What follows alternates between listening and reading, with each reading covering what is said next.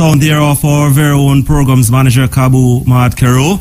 Yes, and that is through the eyes of the Queen Oman, who was there to see the oppression that took place in Coral Gardens in 1964, about Friday, 54 years ago. So, the Prime Minister made an apology yesterday. There have been some mixed reviews. There have been, some people say, yeah, it was a good gesture by this government, bearing in mind that it was under the JLP government that the atrocities of Coral Gardens took place in 1964, but 63. But if you remember also, there were some other incidents that took place against Rastafari in Jamaica that was also under the JLP government. And we're talking about the Pinnacle situation that took place maybe around a decade before that, where the destruction of Pinnacle was also under the JLP government. And they have a lot of apologies to do, but they started off with one yesterday, and we're going to go to that right now. Prime Minister Andrew Holness in Parliament yesterday making supposedly to be a formal apology for what happened to Rastafari in 1963, talking about the Coral Gardens incident.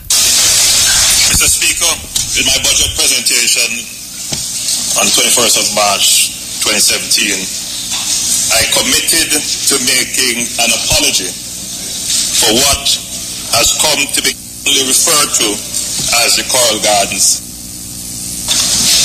one which occurred at a time in our history when our society was more reflective of the colonial era. Mr. Speaker, violence flared up at Coral Gardens, leading to the death of civilians and security officers, significant personal injuries, and destruction of property.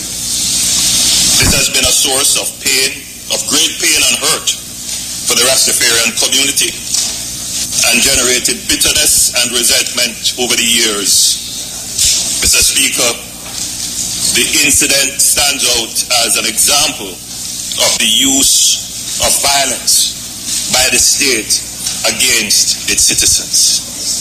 This month would mark the 54th anniversary of this incident. In fact, April 11th would be the 54th anniversary. Mr. Speaker, though this has happened some time ago, more than half a century ago, if we are to truly change our society from being a violent society, then we must, Mr. Speaker, take ownership of the wrongs of the past and make genuine attempts at correcting them. We cannot restore life. We may not be able to restore property that was destroyed, and we certainly may not be able to heal those who suffered. But it is important that the state acknowledges when a wrong was done and commit sincerely and solemnly not to allow these wrongs to happen again.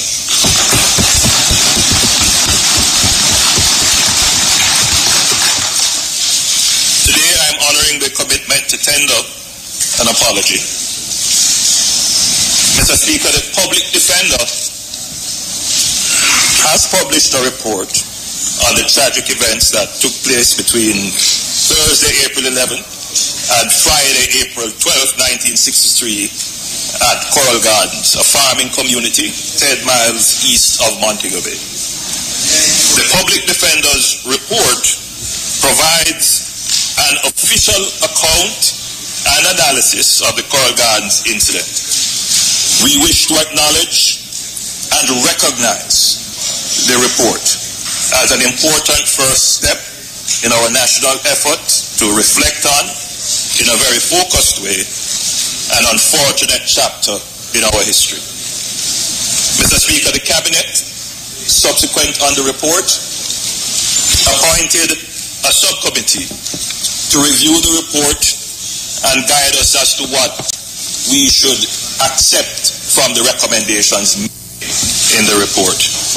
I would like, Mr. Speaker, to thank the public defender in doing the report, and I would also like to thank the members of the Haddock Committee of Parliament, of Cabinet rather, that reviewed the report.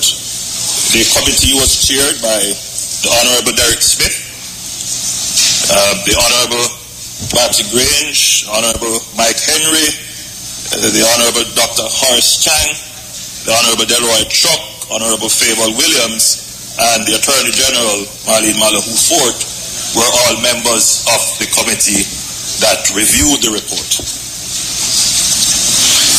Mr. Speaker, today's statement marks a milestone in Jamaica's history and development. As proud Jamaicans, we value and honor our present-day constitutional democracy built on our rich and, in many instances, painful heritage of struggle and suffering.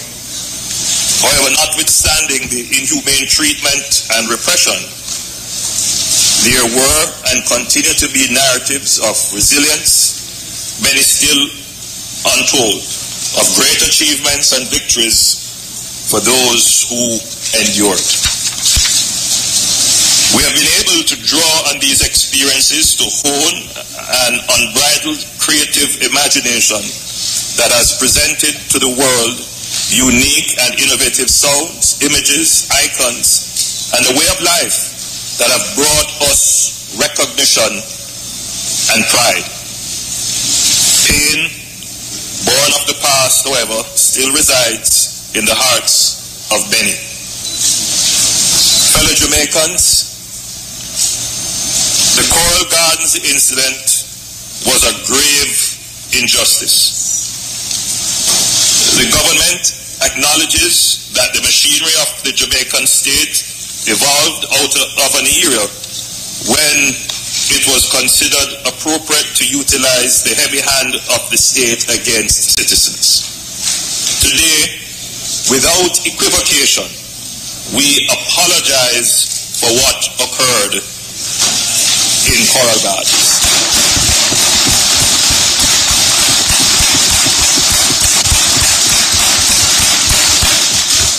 We express our regret and sorrow for this chapter in our national life that was characterized by brutality, injustice, and repression, which was wrong and should never be repeated. In expressing our regret as a people and as a community, we have taken a symbolic yet courageous and pivotal move, which means that we can face the future with renewed hope, with increased resolve, and with a true spirit of reconciliation. In keeping with our Charter of Fundamental Rights and Freedoms, which amended our Constitution in 2011, the government of Jamaica assures this great nation that we will continue to strive to ensure that unjust incidents and discriminatory actions such as occurred at Coral Gardens are never allowed to happen again.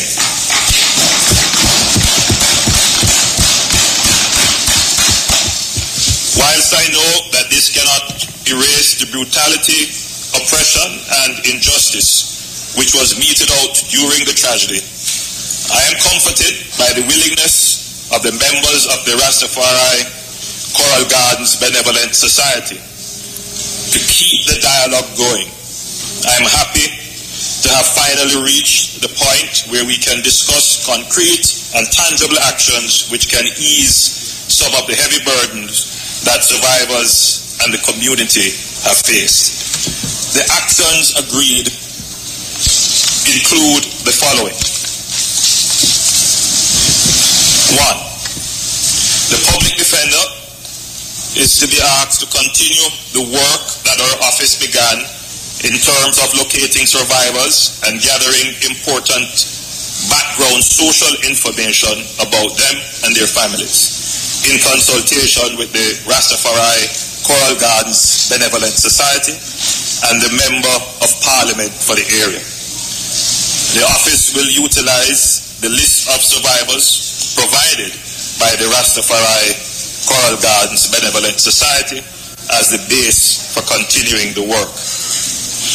The Coral Gardens Benevolent Society will be given advice and assisted in accessing resources and benefits for its members that are already available through a number of avenues. 3. A trust fund of no less than $10 million will be established for the benefit of survivors of the Coral Gardens incident, and in this regard, I will work alongside the Ministry of Finance and the Public Service and all relevant stakeholders to ensure that the fund is set up properly and with due regards for the needs of those it is meant to benefit. And 4, in keeping with the principle of cultural preservation, 6 lots at the property at Pinnacle in St. Catherine will be declared by the Jamaica National Heritage Trust as protected heritage sites and will be developed as a Rastafari village and cultural center. Once again, Mr. Speaker, I wish to thank the members of the Rastafari Coral Gardens Benevolent Society and all who worked in putting together the report and preparing the apology and coming to this point where I can stand in front of the Parliament facing the people of Jamaica to make a solemn and sincere apology for the wrongs of the past to the people of our country. Mr. Speaker, I thank you for overstanding.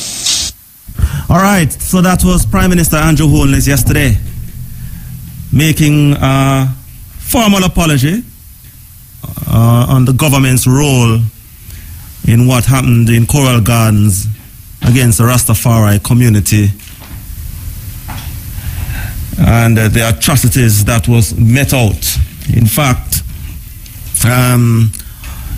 over 160 Rastafari people living in western Jamaica were rounded up into police custody after all hell broke loose down there at Coral Gardens. And in the findings of the public defender, the facts prove that the demonstrated attack, that the attack on the gas station and on the police was limited to a handful of men who appeared to be Rastafarians and did not involve the Rastafari community as a whole. The essence of the wrong is that the Rastafari community paid and suffered for the wrongs perpetrated by the band of bearded men at Coral Gardens. So, there were a couple of incidents, as I said. There were 2 raids on Pinnacle, actually, one in the 1940s and one in the 1950s. And the Prime Minister made reference to allocating 6 lots for preservation for Rastafari culture at Pinnacle and so on. But the 1963 incident in particular was when the whole society really started to ridicule the Rastafari community. That was the turning point into when things really got bad for the Rastafari people in Jamaica. And they have been living with the scars ever since. So every time a man, born again as a Rastafari is ridiculed, and it is out of incidents like these why the constant ridicule by our own society, has always been inflicted upon Rastafari people. So the Prime Minister yesterday, he made his apology. Of course, it don't stop there, so, because we know some people are still unhappy. Some are, some are saying it's the first step. The Prime Minister also had indicated that he also has to make some apology regarding what happened in 2010 down at Tivoli and so on. So I wait that. But the incident on hand right now, what on hand right now is, what happened in Coral Gardens. And, there were some recommendations by the public defender, Mrs. Arlene Harrison Henry, which I think the Prime Minister also alluded to. So we're going to join the public defender, Arlene Harrison Henry, now. And she's just going to help us shape the dialogue a little further. Good night, Madam Lady. How are you doing? I'm well, thank you. Yeah, and good for you to stay up with us and can share some of your expertise with us tonight. All right, I'll try my best. Okay, madam. All right, so the Prime Minister made his apology yesterday. He made reference a lot to the recommendations that you provided. Did the Prime Minister go all the way in terms of the apology and the recommendations that was put forward? I first of all want to say that the apology is a good apology. I think the Prime Minister has to be applauded to make that apology. I observe from the apology that it recognizes the wrongs that were done. It recognizes the hurt that the wrong and the wrongs caused and the continuing pain. The apology, to my mind, is a sincere apology. And it was given from the highest office in the government of Jamaica and given from Parliament. I think that I recognize this apology as an important step in the way forward.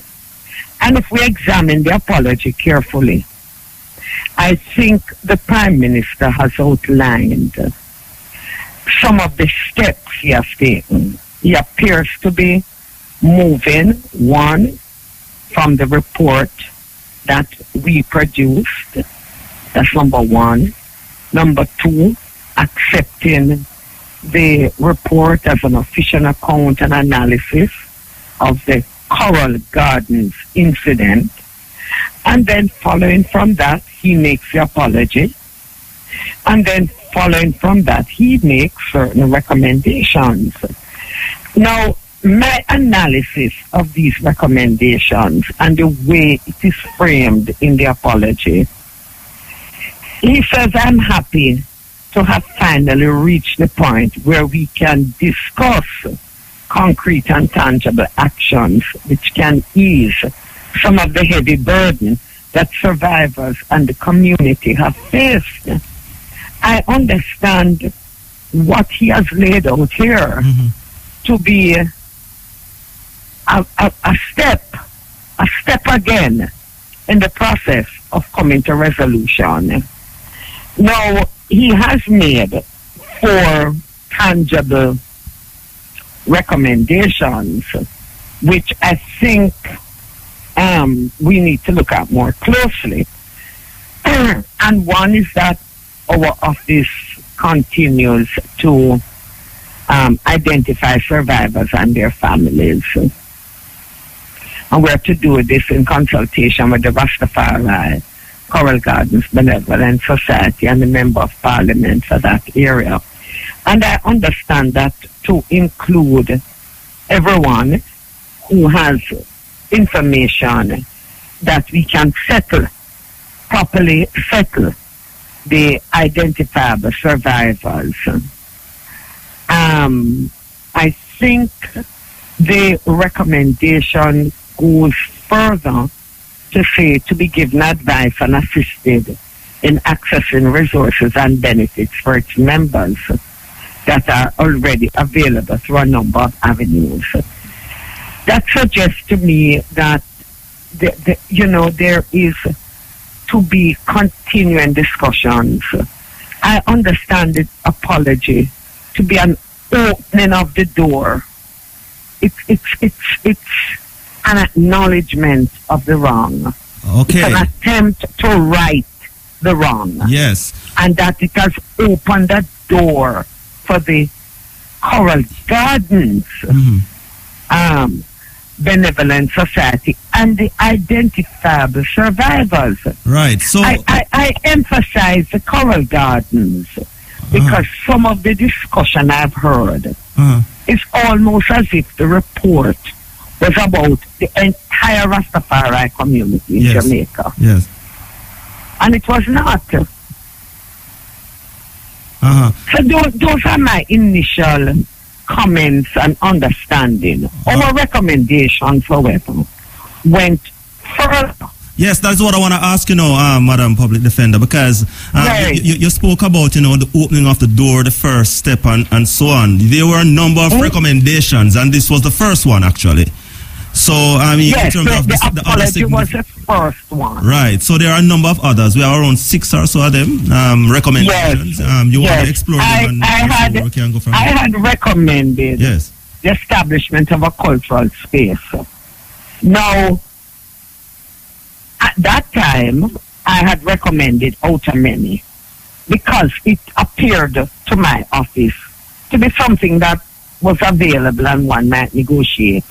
But what has come instead is recommendation number 4, which reads, in keeping with the principle of cultural preservation, 6 lots at the property at Pinnacle in St. Catherine will be declared by the JNHD as a protected heritage site and will be developed as a Rastafari heritage and cultural center.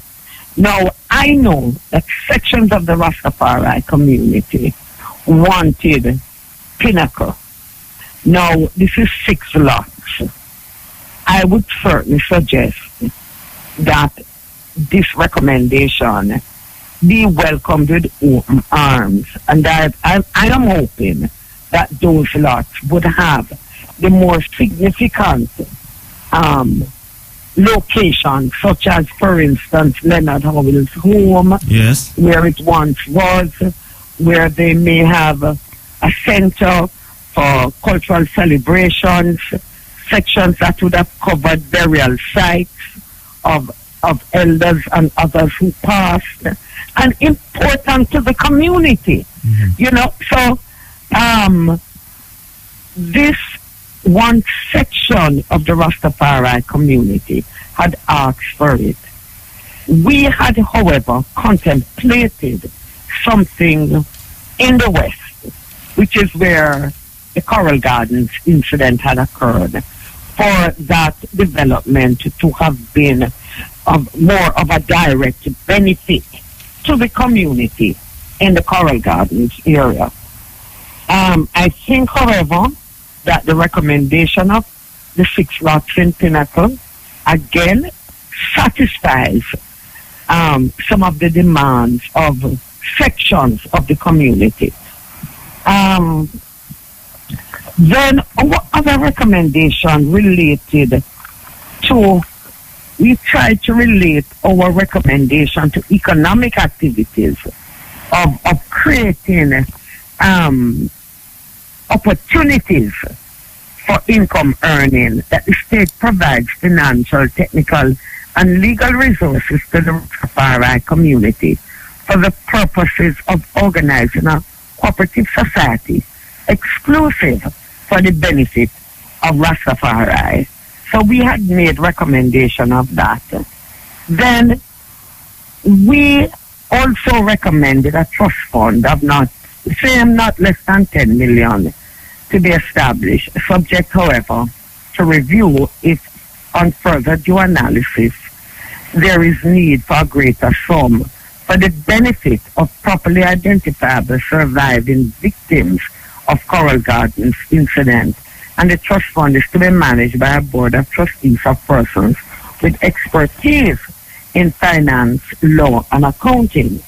Now, the proposal coming from the Prime Minister speaks of the establishment of a trust fund of not less than 10 million to be established for the benefit of the survivors of the Coral Gardens incident. And in this regard, he says, I will work alongside the Minister of Finance and the Public Service and all relevant stakeholders to ensure that this fund is set up properly and with due regard for the needs of those it is meant to benefit, which has to be,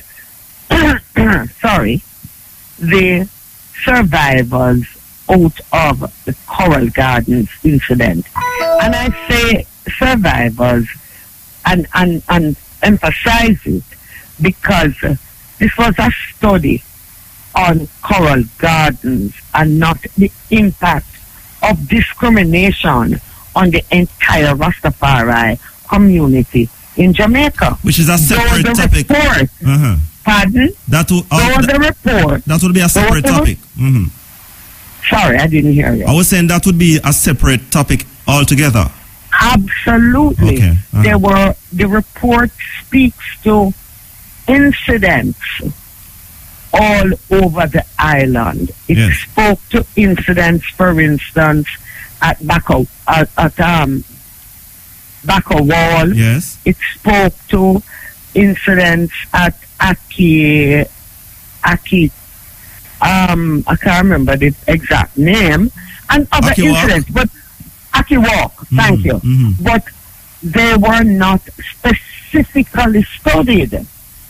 So, I made the point because some of what I'm picking up in terms of responses is almost as if there is a suggestion that, well, the recommendations should really extend to Rastafari across the island. I may be wrong, but it is my impression. Yeah. All right. Let's talk about the trust fund though, because you are recommended no less than $10 million to be established, subject, however, to review if further due analysis of the issue suggests need for a greater sum. Is there need for a greater sum, as some people are suggesting now?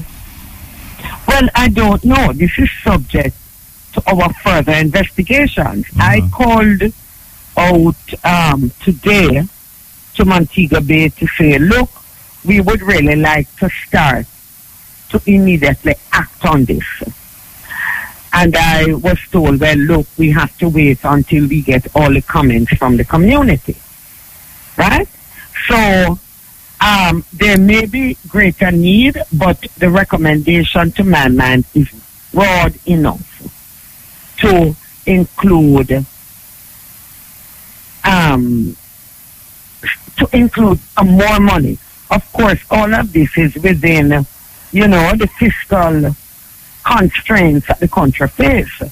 But I have not seen anything to suggest that the money is going to be invested and it is only the interest that is going to be paid. I have not seen that. The terms of the trust, those are things that would have to be subject to further discussion and analysis. That is why I accept the apology as an important step. It opens the door for continued discussion and negotiations. Right. I'm not at all saying that all the demands of the community would be met.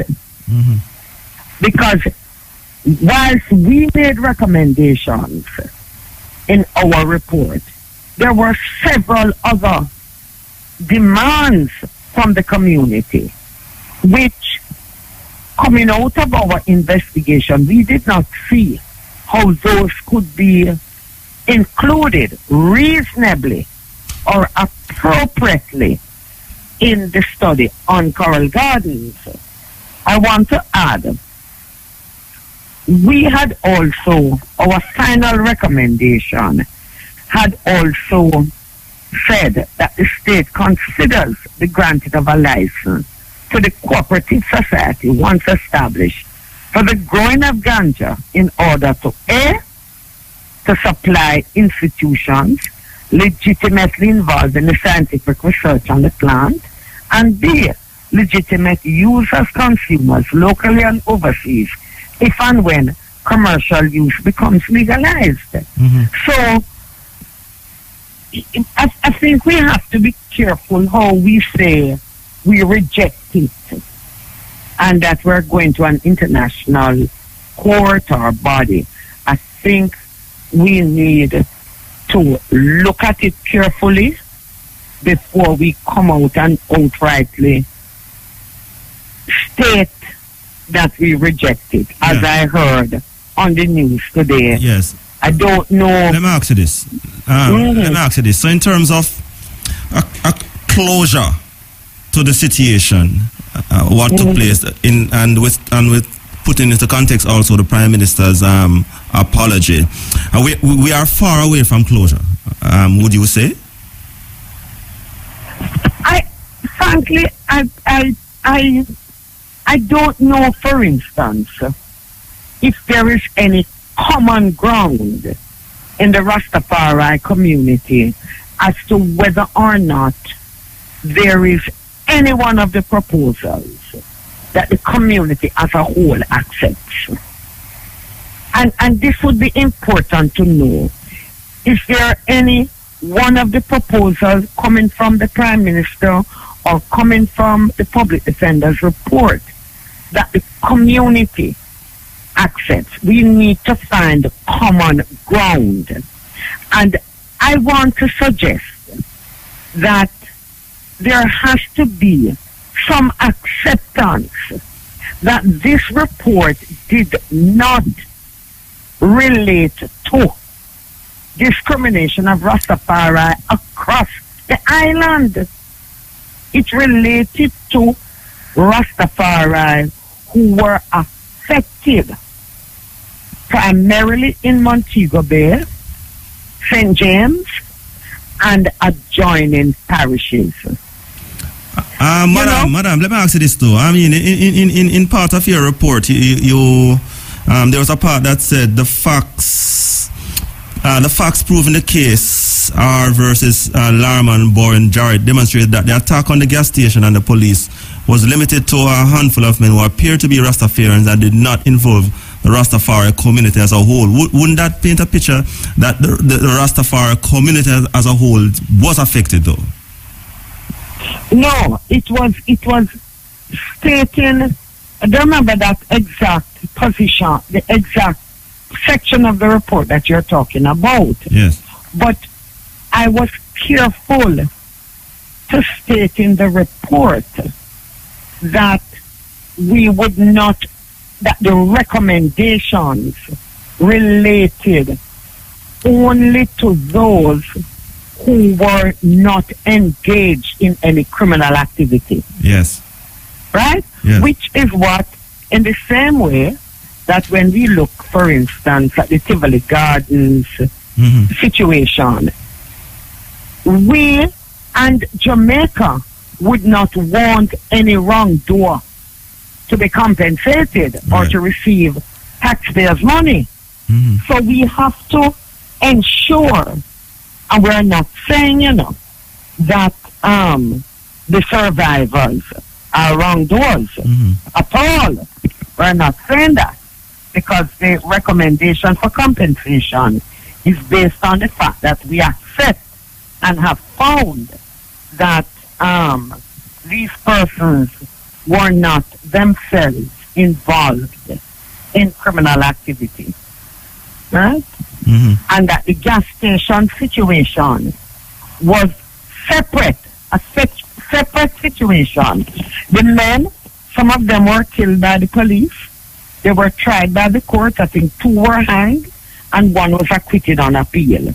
It is the effect that because some of these men who were engaged in criminal activity were bearded, that it was said it was Rastafari. So everyone who had a beard or who had locks nearby were rounded up and put in custody. Many trimmed their hair and their beard to prevent being locked up. Those too were affected. Yes. You're still there. We're speaking with Arlene I'm right Harrison here. Henry, public defender. So we have to understand then that all these recommendations and so on are specifically for those affected at the Coral Gardens incident, and as I want to reiterate and understand, not the entire Rastafari community as a whole. I just want to get that clear. That is correct. And it is important to make that distinction because, like I say, I have formed an impression that we're talking about Rastafari from Moran Point to Negril Point. Although you hear Rastafari elders said that out of that incident, the whole Rastafari all over Jamaica were affected and were ridiculed, especially coming out of that. Well, that no doubt could well be true. In that what we found is that certainly there was a societal discrimination. Yes. But the study related to Coral Gardens and the specific individuals who were involved and who suffered as a result of that. So we know, and we also know of institutional discrimination. Yes. Because shortly after Coral Gardens, the Dangerous Drugs Law, as it was then called, was amended to impose a mandatory 18-month imprisonment term if you were found in possession of ganja. Of a spliff. So we understand that. A spliff. Just narrow it down to even a spliff. That is correct. Yes. So we understand the institutional response to the Coral Gardens, and in fact, when it was discussed in Parliament, there was reference to it. You know, when the debate took place about changing the law and increasing the penalty, references were made to Coral Gardens. And the debate was whether or not, the debate was not about increasing the penalty, because there seemed to have been consensus around increasing the penalty. The difference between the two sides at the time was whether or not the penalty ought to have been mandatory. Right? Well, it passed, and I think it was in 1972 that the mandatory nature of the imprisonment and the penalty was reversed. So we are aware of that, but this study related only to Coral Gardens, and we are interested in pursuing the recommendations. We are interested in pursuing that door that has been opened, because that is how we see it. All right, I want to thank you very much. But any final thing you want to leave with us before we wrap? I think what I want to say is that we should use this opportunity to explore what is possible and how we can go forward in finding a resolution, difficult as it is, to this wound that has existed for now 54 years. Yes. All right. That's my final word. Yeah, man. It was a pleasure having you tonight, and we're certain that, you know, some people might have been even more enlightened to the whole situation. And want to thank you. I want to join you again sometime soon. And I thank you so much for having me. Yeah, man. All right, take care. Bless. Bye. All right, man. That was Arlene Harrison Henry, public defender. And, of course, she was speaking about the steps being taken about the Coral Gardens incident. Of course, you heard the Prime Minister's apology in Parliament yesterday. You heard it a short while ago before we caught her. And there's it. So it was just a first step yesterday. So I know a lot of people still disgruntled a lot of people still kind of not too happy. That is why we're going to talk shortly with the chair of the Rastafari Coral Gardens Benevolent Society. As man, Bob Marley and the Wailers, man, African Herbs, man. Yeah, this is the cutting edge on IRA FM, I Roger Concrete Asphalt, holding the fort for Mutabaruka. So, we're reviewing the first step by the government, to offer redress to the Rastafari community coming out of the Coral Gardens incident in 1963, 54 years ago, known as Black Friday within Rastafari. And we just heard from Arlene Harse Henry, the public defender. And before that, we also played the actual Prime Minister making the formal apology in Parliament yesterday. So we're going to speak now with Chair of the Rastafari Coral Gardens Benevolent Society, Katafari. We're also going to speak with the Secretary of that said society, Pamela Williams. They are both online. They join us now. Greetings and good night and welcome. Greetings. Thanks for having us. Yeah, man, good to have you. All right, so the Prime Minister delivered yesterday in terms of an apology for what happened in 1963, which it is accepted that it is a first step. I don't know who's going to take this first, but what are your overall impressions of what took place in Parliament yesterday? Well, the apology, like we always say, is an admission of guilt, which we give thanks. We know that them find it in them heart at this moment in time for even the apology for the wrongs that them do. See it, and that admission will lead them to admit to more guilt, because that apology is being centered now around Coral Garden per se. But we know an apology, and when we seek justice, we don't separate justice. We know that Rastafari has been brutalized and victimized in a serious way long before Coral Garden. So even though we accept that apology in the admission of guilt, we don't feel so good, because there are other people who are feeling the pain same way because of other atrocities outside the Coral Garden. All right, let us examine, some of the areas in which you're still not happy about. Yes, the context of the apology for one.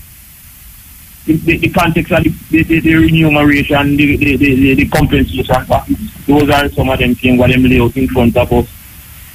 Yeah, the public defender did recommend, in our recommendations, a trust fund of no less than 10 million. The Prime Minister did say 10 million.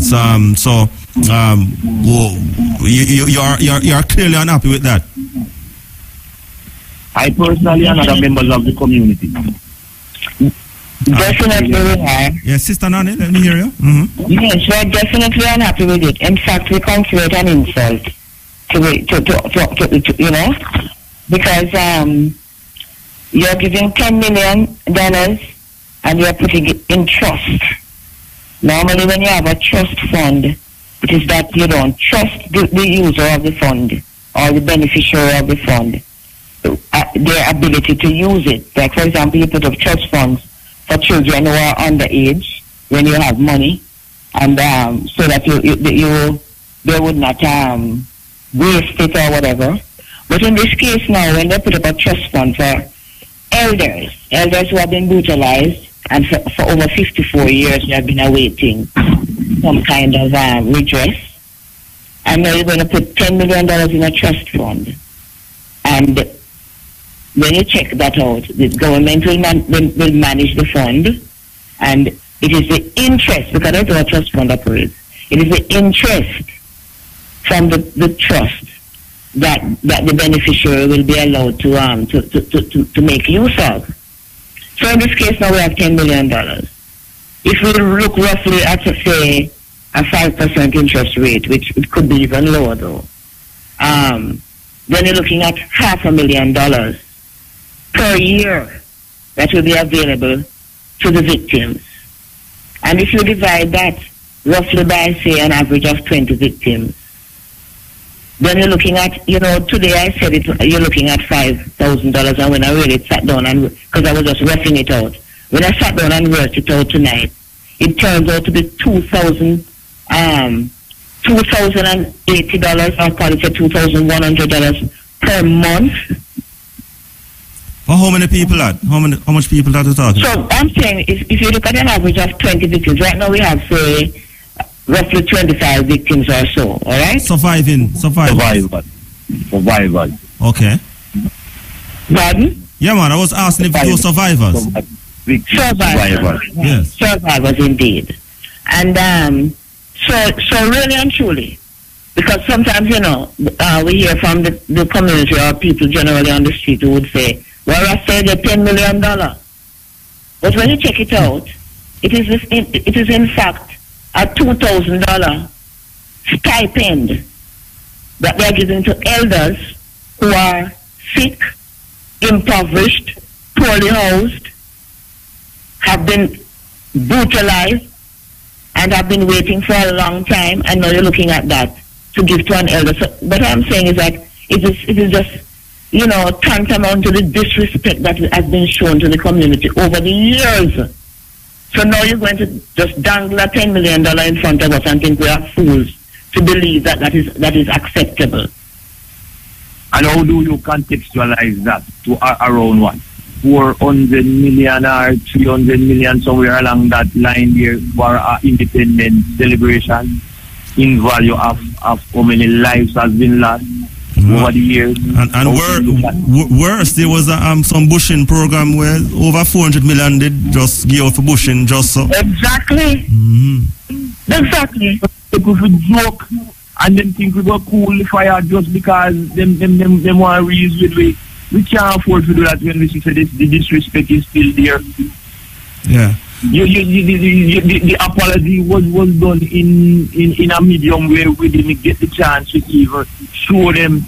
It would have been much more amicable if they had followed our advice from the beginning when we met with that other committee and even write a letter to them. And when them not even respond to us as a benevolent society, we have to use lawyer to make them show we little respect and then give one little mini little response at the time the same way. And we were showing to them, so don't send out, not send out the apology until we get to review it, because we might end up rejecting it.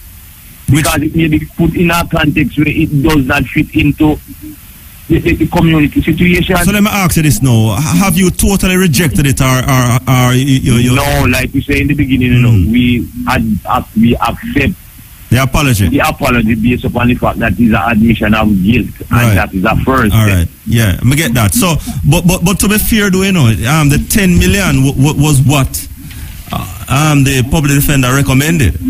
And from the day she recommended it, we declared that was really ridiculous.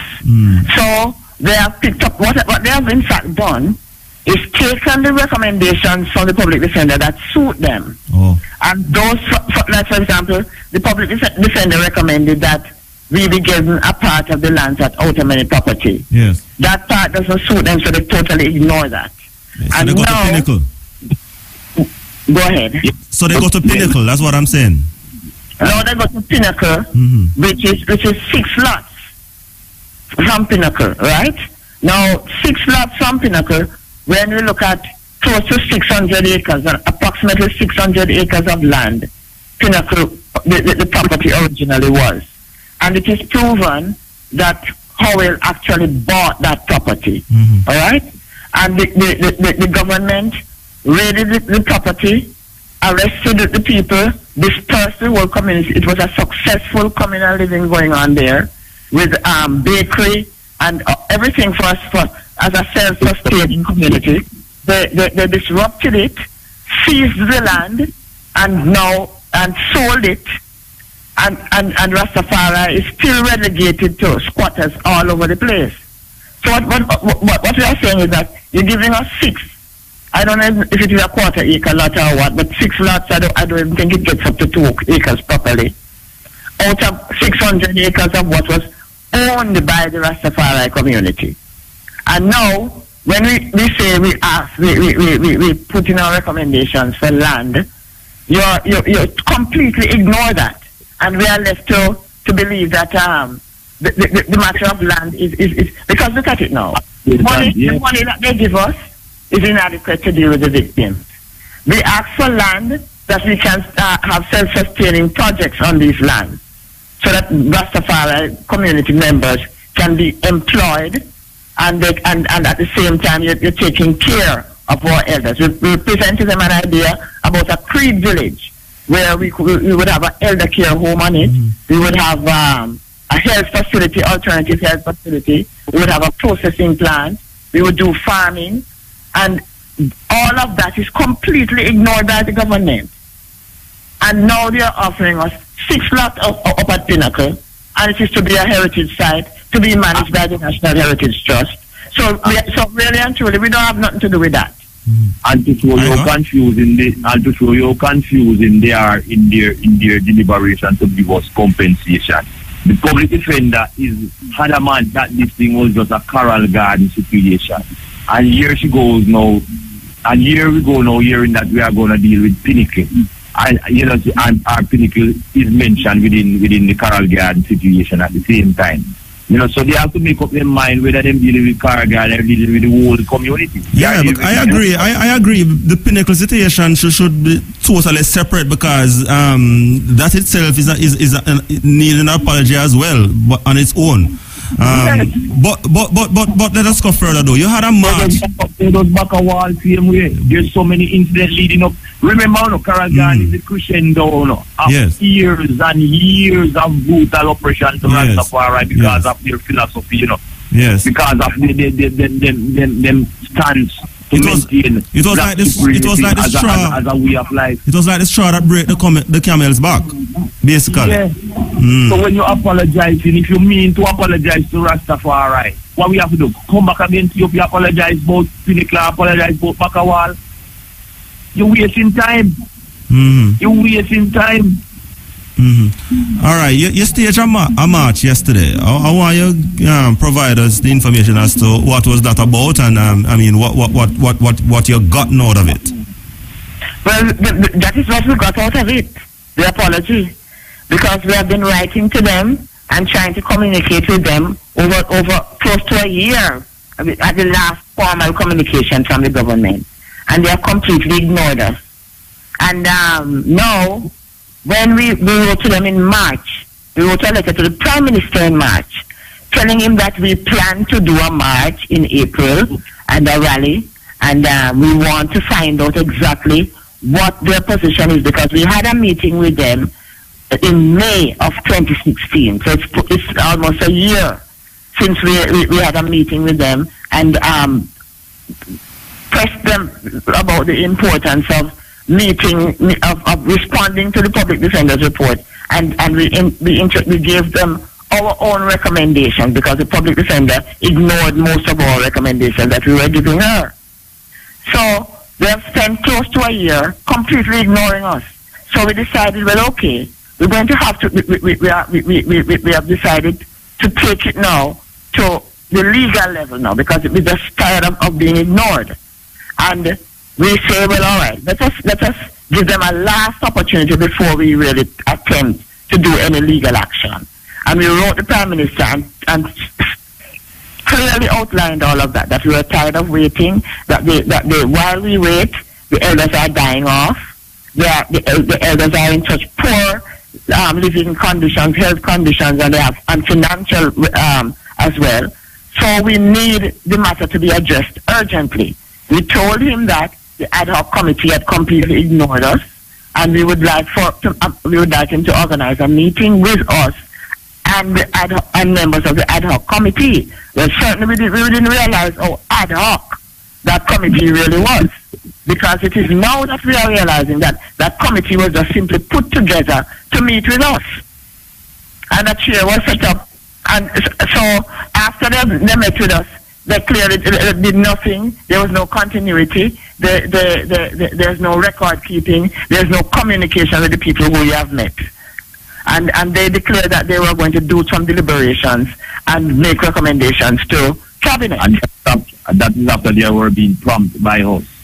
And can you imagine now, after we have been insisting for a meeting with the Prime Minister, and the day of our march now, when you are in Parliament making your speech, you want to take us on Papi Show to come to Parliament. At that time, you were in Carlos and invite us now to Parliament to listen to you to speak. When we were asking for a meeting before. We told him from the 7th of March. We told him that our march would be on the 4th of April. And so they hastily put together an apology and try to derail our agitation in respect to the march and the rally. So that is what they have done, really and truly. So so we don't feel as if the apology is genuine. But still, we give thanks that we apologize. Because what we are saying is, okay, you have apologized. So now let us sit and deliberate properly now about compensation. Don't stay so far and tell me that you're going to put a $10 million in a trust fund and elders must sit and wait to get $2,000 a month out of it. That is an insult. That is ridiculous. So let me ask you this. So, yes, sir. It's easy for them talking, but you see, when I and I down here, so I have to deal with the elders and for them feeling, we end up have to absorb for them pain, you know.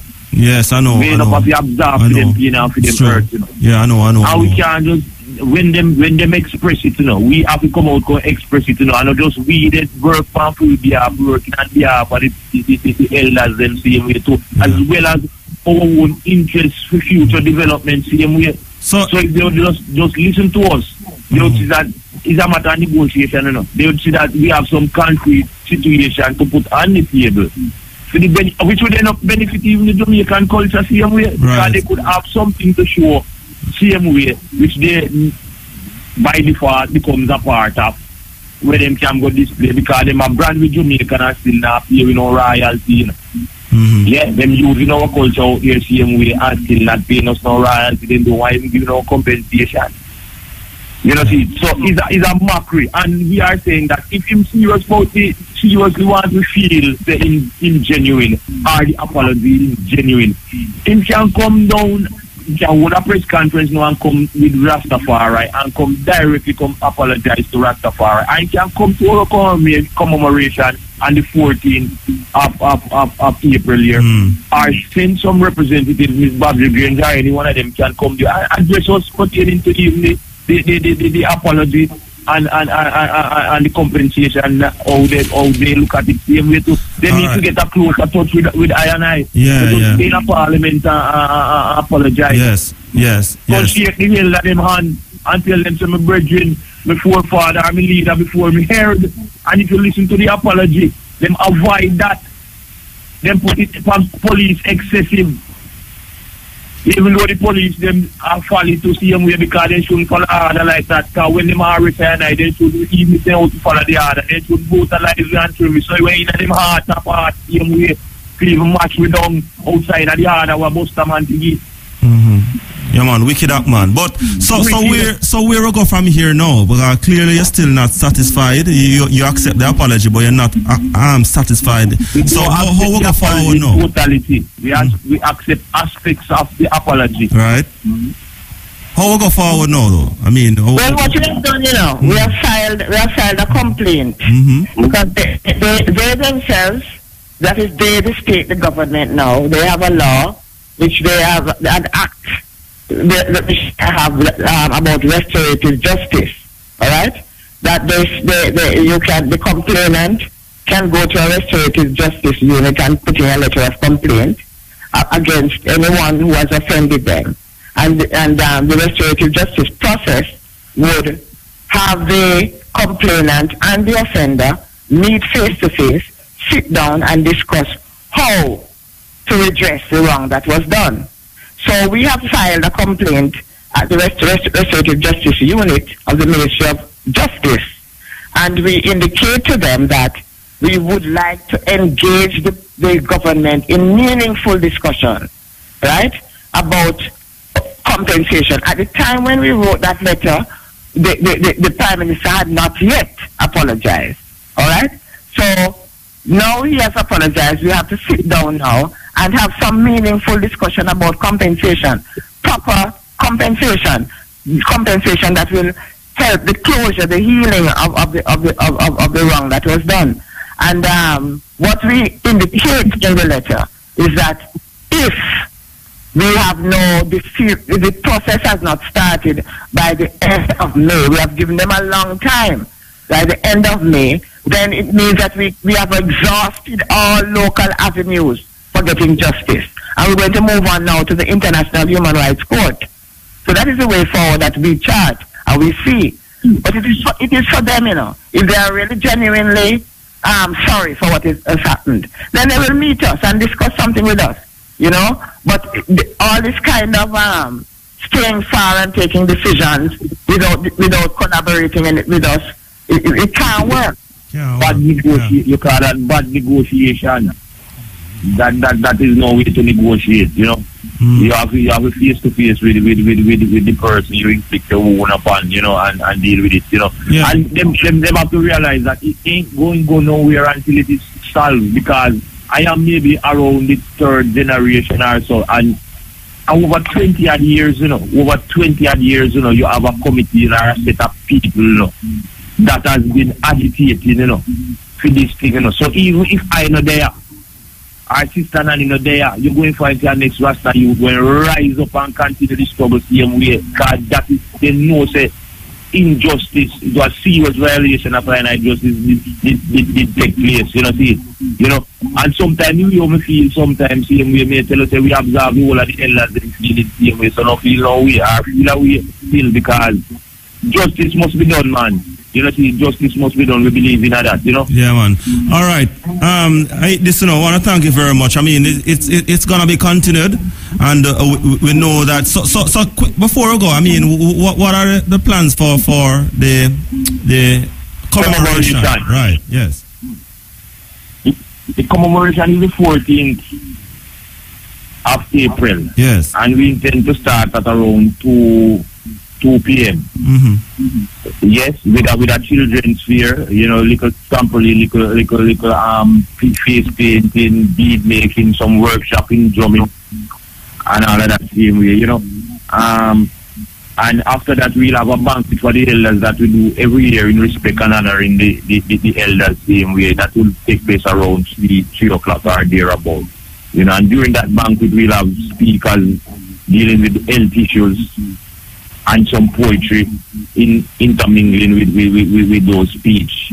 And then we'll have the victims after that giving their testimonies, which is always a heart-rending situation to listen to all those situations. And we respect Kabu poem because it reflects one of the ancients, the Mama Ini that gone through, same way story, Yes. So what happened to fear compensation? What they go do with it? What happened to that, the compensation for that elder, frontline elder that have to do something like that? How them really have to sit down with me. Yeah. All right. All right. And then after that, now we have some speakers.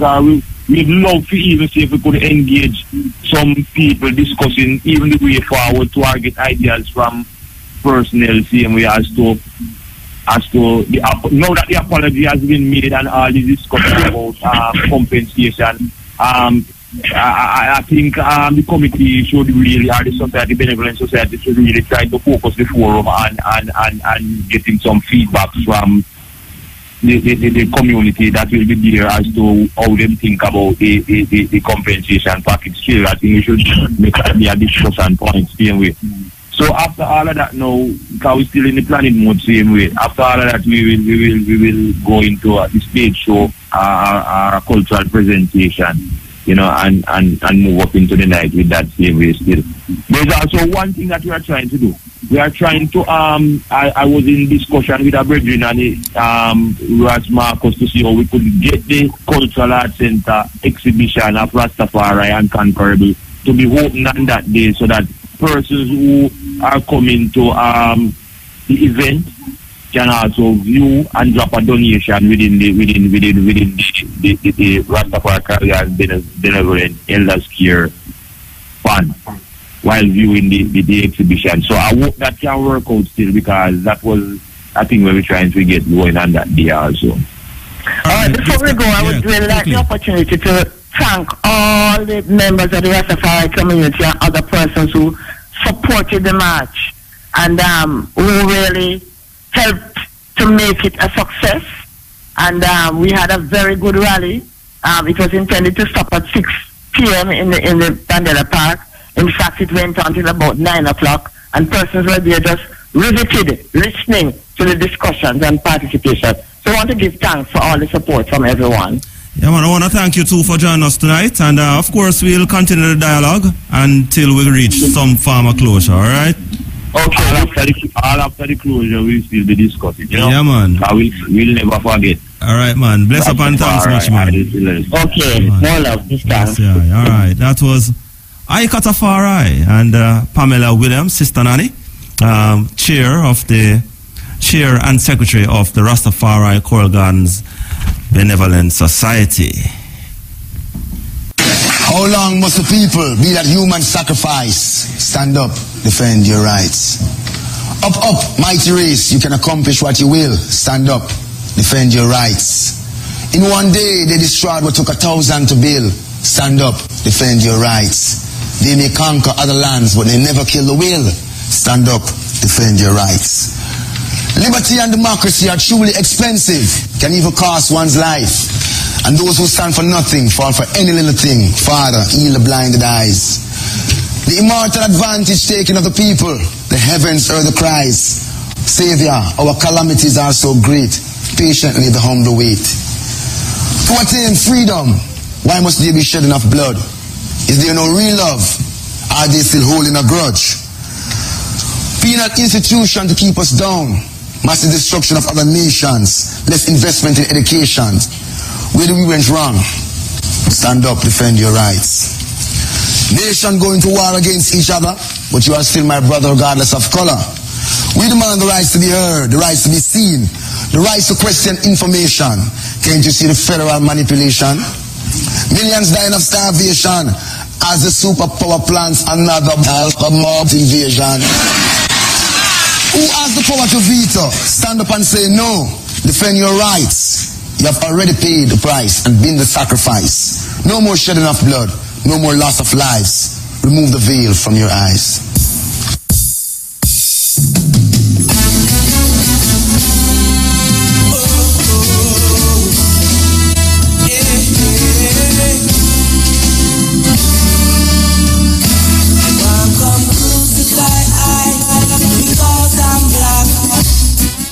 Yeah, man, this is the cutting edge on IRA FM. This is concrete asphalt here holding the fort for motor. And you heard Aikatafari, the chair of the Rastafari Coral Gardens Benevolent Society. Of course, they're having the commemoration of what took place in 1954. The Bad Friday situation, the commemoration. And this year it will take place in Sam Sharp Square, just around from the Civic Center down there in Montego Bay. So for those of you who want to know where it is Sam Sharp Square, the commemoration of the Black Friday situation down there in Coral Gardens. So once again, Sam Sharp Square, April 14. So make sure you are there. It's more than a vision. It's time. Brothers and sisters, this is Chalice. Join us with respect for our national anthem. Let us stand and defend this one. Peace and love. Thank you. Eternal Father, bless our land. Guide us with thy mighty hand. Keep us free from evil powers. Do our life through countless times. To our leaders, great defenders, bring true wisdom from above.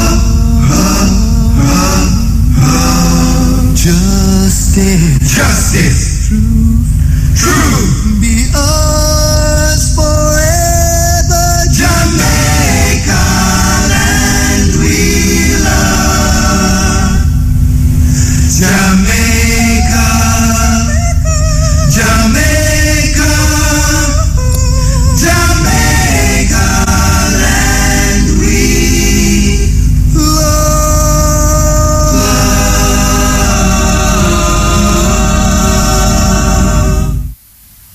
Earlier, the apology by the Prime Minister regarding the Coral Gardens incident. We spoke with the public defender, Arlene Harrison Henry, and we heard from Chair of the Rastafari Coral Gardens Benevolent Society, Ika Tafari, and the Secretary Sister Nani. And we still have a far way to go where that is concerned. So we're here. We're going to take your calls now. Of course, you know the regular numbers to call Irie FM. Call us here on the cutting edge. Have your say. Now is the time to do so. We go until 2 o'clock. So we can continue the journey, and we're keeping each other company until that time. So we're listening to the man, Jimmy Cliff, Journey. Hi, greetings. Good night. Yeah, greetings, Rastafari, greetings, High Selassie, greetings to the entire community internationally and beyond. Yeah, welcome. Yes, give thanks. Very interesting what I've been hearing because I was unable to attend, but I've been trying to follow closely. And, you know, just to quote a few words of our famous son, so much things to say right now. And never let a politician grant you a favor. And who quote the game? Well, that is someone else, but still. What I really want to say now is thank you to the Benevolent Society of Rastafari for all the work that they've been doing. Thank you for all the members of the community who are maybe not members of the Benevolent Society, but have also been putting in their part. And thanks to Irie FM for keeping these issues live. Now, what I want to say to my family tonight is this. Coming straight from the throne room of His Imperial Majesty, Haile Selassie I, I want the eyes to go back and listen very carefully to that apology, you know, because the gentleman, in all his good willingness, crafted the words very carefully. He apologized to no one in particular. It was just an apology. Mm-hmm. And as Empress Man, and like sort of to Jamaica then, right? And as Empress Nani was saying, you know, when you break down the money, it's very insulting, really what's happening there. Money don't do these things still, but I mean, it helps. Next thing I want to say is this. The good development, no, I don't want to talk about him yet. I want to speak about now our public defender. Right. Now, this thing has taken 54 years to even come to any kind of first step, as they call it. I don't know when the next second step will take. Maybe another 54 years. Maybe never. We don't know what's really in the minds of what these people are saying. Now, the public defender was not born at the time, right? And neither was a lot of people that are talking. And many people don't realize that at the time, the party that is presently ruling leader told the nation of Jamaica to shoot first any bearded person them see and ask questions later. The police station can't hold them both themselves. Well, it was a very flagrant and open disregard for humanity. Yes. Of a set of people that are beyond the people that are trying to hurt us. Because if we weren't beyond them, we wouldn't be Rastafari. We wouldn't have seen Rastafari because it was not in any way to see. It's on our genetic DNA, which goes around this creation how much thousands and thousands of time. I don't want to stay too long enough because I don't want my credit to done. Yeah, man. And I want to say love and hail to everybody who recognize I, who is speaking, and to all who love I and all who don't love I love the eyes same way, and love and hail to the eyes as well. Public defender lady now, she's doing her best. Yes. I agree with the whole, but not good enough. I agree with the whole situation of. And when you say not good enough, what do you mean? She don't have the first clue of what is going on. She don't know what clock is striking, because first of all, she's talking about how she's trying to make a point that this is just for the Rastafari community. We're not talking about money, but whatever it is that they're going to do, it's just for the Rastafari community. I have a lot of things in my mind, and I want to get everything up before I leave. It's just for the Rastafari community. The Rastafari community, do you know why? Does anyone know how that massacre that went on came to an end? You know how it came to an end? They were killing and killing so many of her and I that the rest them down at Rockfort say, yo, if this thing don't stop, we're going to burn down every gas station from Rockfort to Spanish Town. To show that it was not a localized thing. It was island-wide. And furthermore, people like myself who never even know what was Rastafari, what have you, who was just a child at the time that could read, happened to be old enough that could read, and could read the Star when my parents bring it home, and read the Gleaner, and hear the comments that were being made by my parents about these nasty people, and feeling connected to these nasty people and not connected to my parents. It was a societal ridicule that followed. Exactly. Exactly, because even my parents in the house, I started to get afraid of them. Yeah. Just hearing the things that they were saying. And as a child growing up, I was like scared, right? That this thing, I mean, like, are they going to come from me as well? Although I never have no locks or have no beard, but I felt some kind of affinity not knowing that this thing was already in my blood. And I'm sure there's many others like me that were older than me that felt scared, because it was just like a rampant raging, just killing. So when I hear the news the other day on a brother station, not yours, and when they were reporting the news, they were saying that a policeman and other civilians get killed. Now the policeman was there first in the list, as if a policeman's life is more valuable than any other person in Jamaica. There's another civilian was bearded dreadlocks people that had nothing to do with what was going on there. All right. I'm just giving them food for thought for people to come out and say what they want to say. Yeah, man. I think the last thing I want to say is this, that none of our family seem to be looking at. You know what the ganja protocol is going on with, and all kind of things happening behind closed doors and open doors in front of us, and we don't even know what is what more time. Our Prime Minister went to Israel the other day, right? Yes. I'd like the people of Jamaica to know one thing. You see, when our heads of state go to any foreign country, them not paying it anything less than $1,000 to stay in a hotel per night. Per night, $1,000. Yeah, that's like chicken feed for a dignitary. You understand me? And that's coming out of your pocket and mine, right? And when they spend that $1,000 a night, and them spend even 7 or 10 nights down there, that's $1,000 US, $100,000 US. I'm going to start eat yet. I want to start talk about the entourage. We'll leave that there to compare that money with the money that they want to look at us and give us. Then things like we like some little downtrodden, not up-head people and have no sense of them. You know, so Rasta have masters and legal degree and all kind of stuff, and can see right through their situation. Now, when our Prime Minister went to Israel, in my iritical self, when I go into the heights of irritation, I'm saying to myself, Israel have a ganja protocol running a long time, Them all have course in the university to talk about tissue extraction and greenhouse growing and medicinal. Them have university courses set up a long time dealing with this. Did you know that? Yeah, man, you're enlightening me. So, well, you can go online and check out. Just Google Israel and ganja. I'm not surprised. I'm not surprised because we are the only ones who kind of are really locked behind where this is concerned, Well, the reason is because all the countries that want to help us say that they're not doing anything unless Rasta is involved. Right. Because they know that we're the scientists and we're the technologists and we're the ones that have all the information. So, no, I'm defending my iritical self. Oh, that no. Oh, when I know said Israel go there and tell them, right now, we need some of your farmers and we want some of your technology and you have to do something for the rest of them, So here is a few $100,000 US or a few million or even a couple billion for that matter, because years and years to come down the road you will make that back.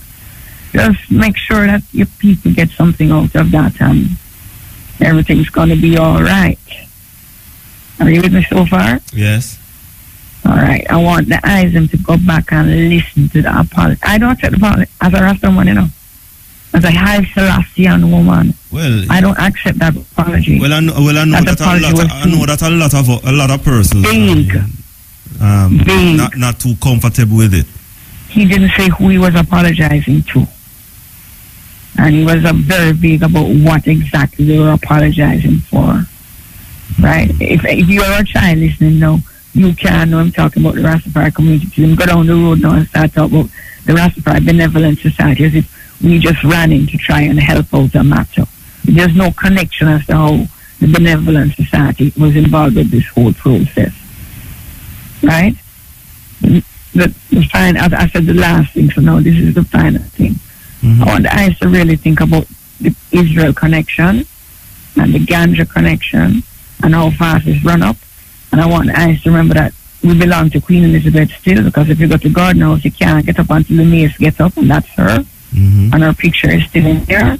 And the boy that coming there is supposed to bow to the mace, a piece of metal there that represents her.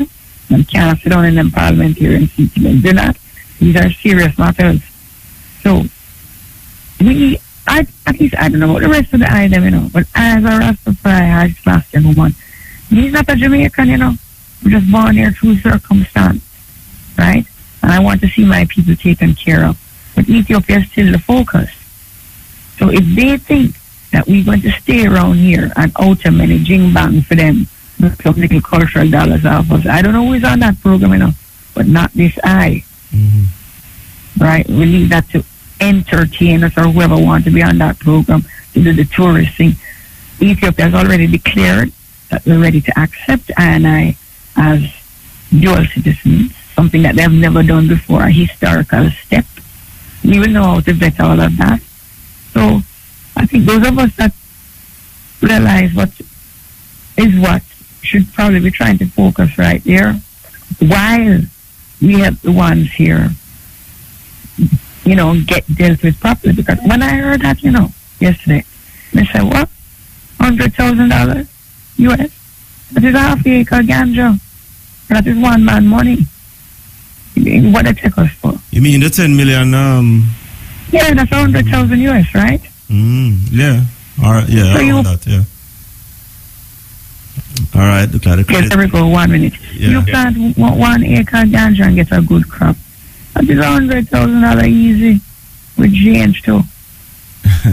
Why? You have a far way to go. Wanna give thanks still, you know? Yeah, well, I only have a minute and less left, so I'd just like to say thank you for listening, and I hope that ones and ones will take the time to go back and listen exactly to what the brethren said, because men are pleased. All right, I played it earlier and a lot of people. I heard it. So. And that his apology, don't talk about who I'm apologizing to. So, good night. All right, good night, man. Give thanks for the call, yeah? You're most welcome. All right, man. Bye. All right, cut again here on IRA FM. We go until 2 o'clock, and we're taking your calls. Greetings. Greetings. Yeah, man. Welcome. Blessed love. Blessed. Golden Guru here. Seeing? More and change the subject little. There's a thing called the edict to emancipation. You know anything about it? The what? The edict.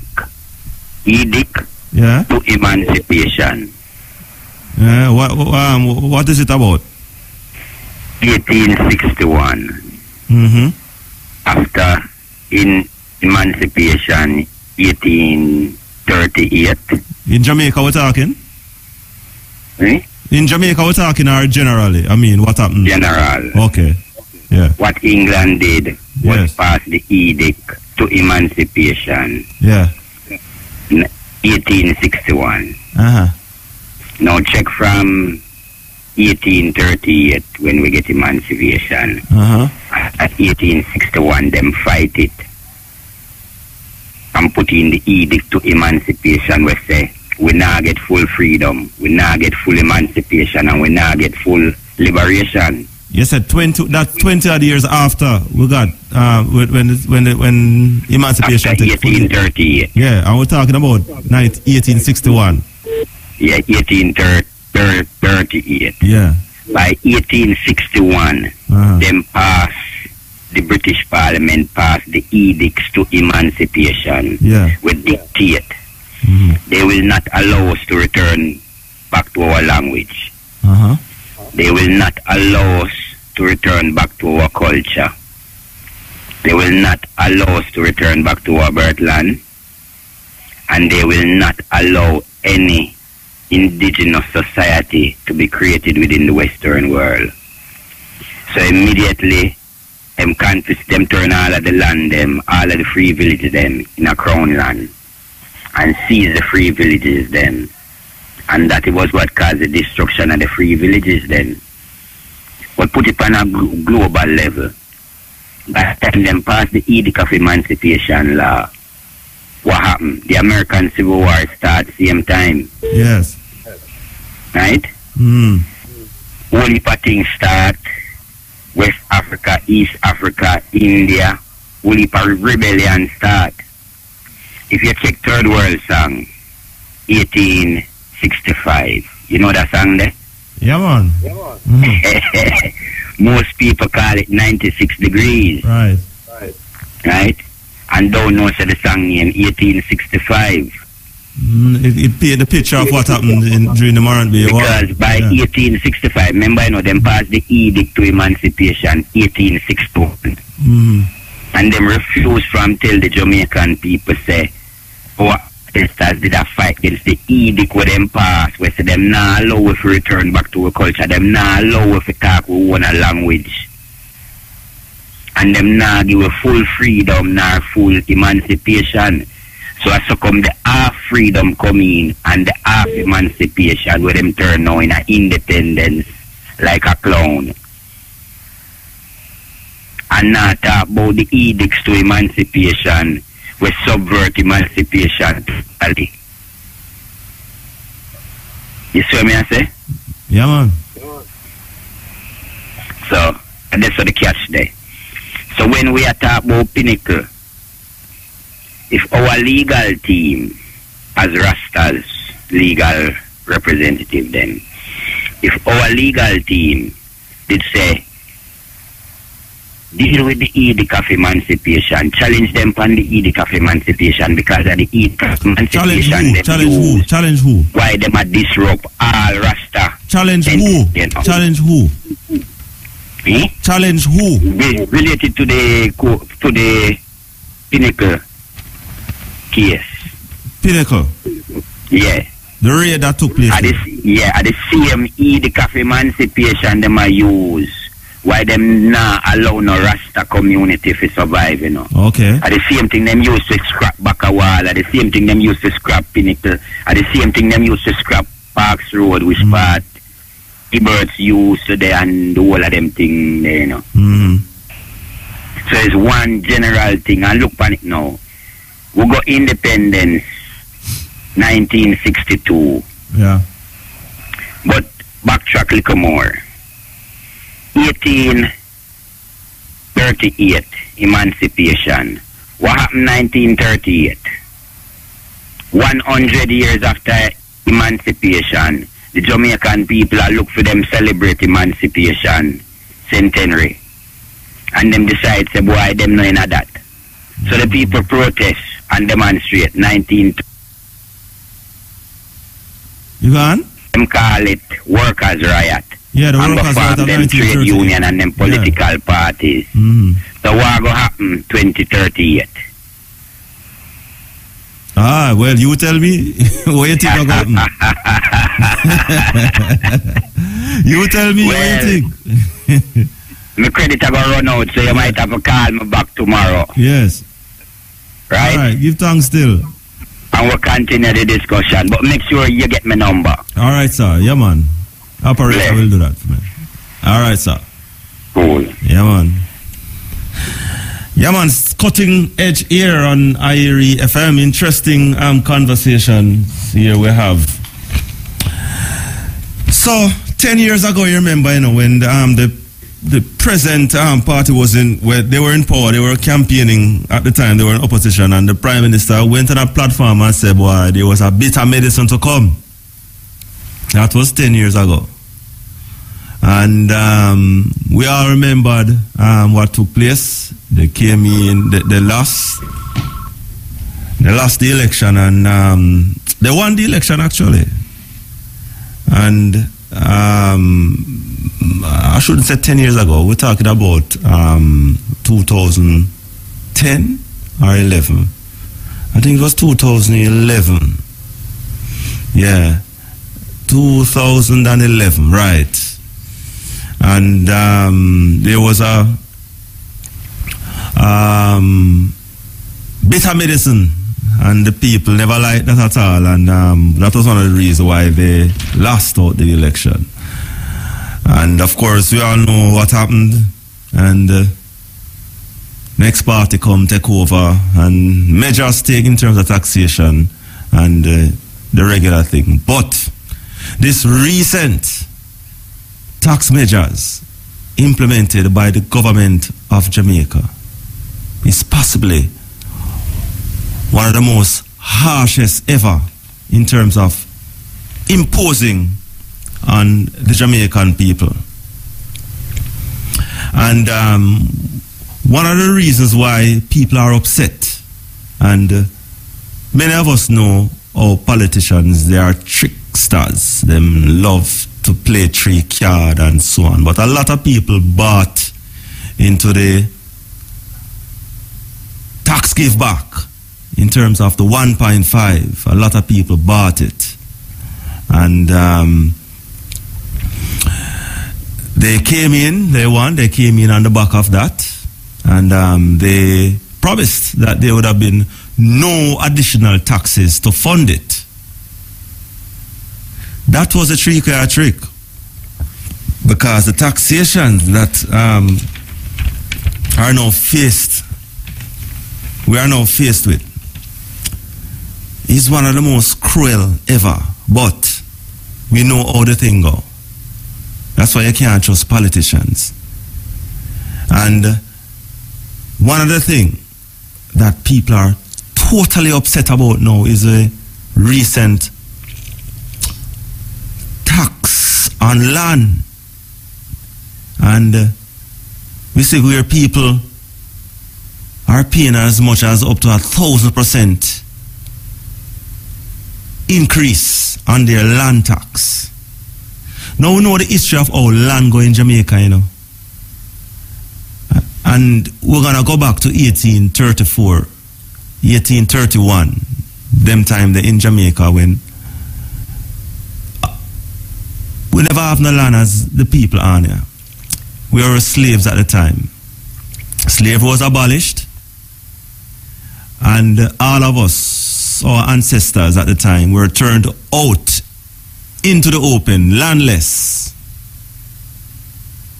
And being landless, you have to find somewhere. So a lot of us became squatters. So the history of the thing show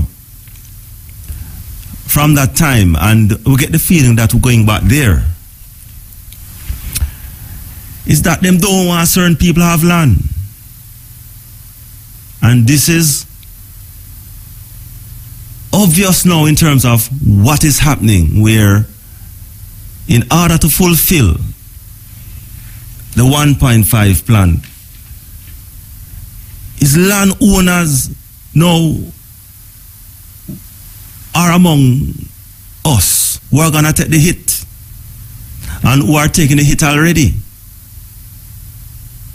based on the tax measures implemented before. So nobody's not absorbing anything right now. When you go supermarket, when you go this, when you go that, and everything is just passed on. Telecommunications, energy, so on and so forth. So with this land tax, where the government said they're not going to roll back, if you don't mind sharp, they're taking us right back to 1831, when they never want people to have land. Greetings. Yeah, man, how go on? I'm here. Where, sir? But there, man. Everything. I tell us, we come like with people now learn all know, yeah? I mean, look here.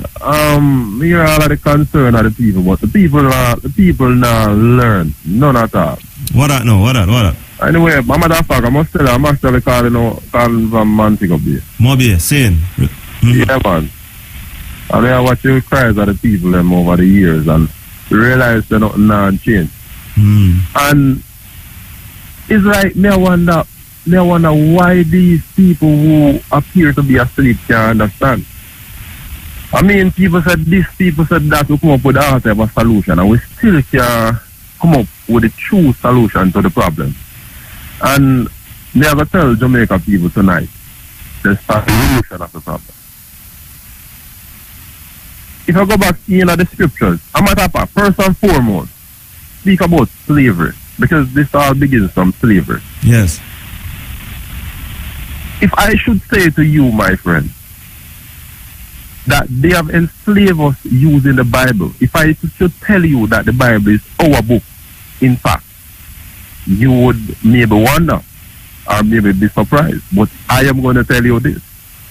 I called on a particular program the other day, right? And I mentioned this one thing to the person. And it took over the whole radio station because they never knew, even though they had the Bible. I mean, somebody called the program and mentioned something about nigger, and the radio host said that I don't like when I should not even like that term. Because of that, I was compelled to call the station. So I called and said to the person that, did you know that Barnabas and Peter in the New Testament were called Niger, which means black? And she was like so surprised. She went into the Bible online and she found it. So look here, for the world, she ended up calling a professor on the station, and the professor that said that it isn't factual and the whole thing. Look here, this is nothing new, my friend. The Bible is our book. The Bible is our book. If you read Acts 13 verse 1, Simon, Peter, and Barnabas were called nigger. If you read Daniel chapter 7 verse 9, the Most High himself. As a matter of fact, this is the thing. They have used our book to enslave us. Right? That's the reason why we couldn't read the Bible. Even though them use the book to bring us here, them could never allow us to read the Bible because they knew we would have woke up. Even the Most High himself. As a matter of fact, most of these churches are false religion because they're not following the Bible first and foremost. They're telling us that it doesn't matter. Everything them tell us that it doesn't matter. Yet still the Bible said that my people are destroyed because of lack of knowledge. The first four letter in knowledge means to know. I am a police officer, and I'm going to tell you this, my friend. If I should stop a man, right, and I should introduce myself to him, and I realize that he don't have on his seatbelt, right, and I should, and he should say to me that he never know. Did you know that in our system, there's no ignorance for not knowing the law? Well, it's the same thing. The scripture said that my people are destroyed because of lack of knowledge and because we have hated knowledge. Because this year's knowledge, they're telling us that it doesn't matter how the Most High looks. But the Bible tells me that Daniel saw him sit. In order to sit, you must have 2 feet and a buttock. Oh, right? So let me ask you this. So you are here to kind of defend the biblical issues? No, I am here to tell my people that this suffering won't stop. We're fighting about equality and all that. Look here, it won't stop. This until when? Until when? It won't stop until the Redeemer comes. Oh. But I am here to tell because the scripture is all. This is all in the Bible. The slave ship is in the Bible. Deuteronomy chapter 28, verse 6 to 8 tells us that we shall go back into Egypt again on ship. But you know, say we Africans we are read some books we older than the Bible though. But me, wait, me, I got to tell us something now. Yeah, tell me. What do you have to say to Muta? So you say, Mr. Muta, you're saying that we're African, and when a Muta regular call, and all is a call. I mean, I said, me the policeman, I go teach you something tonight.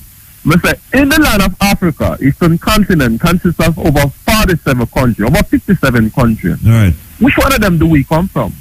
He could not answer.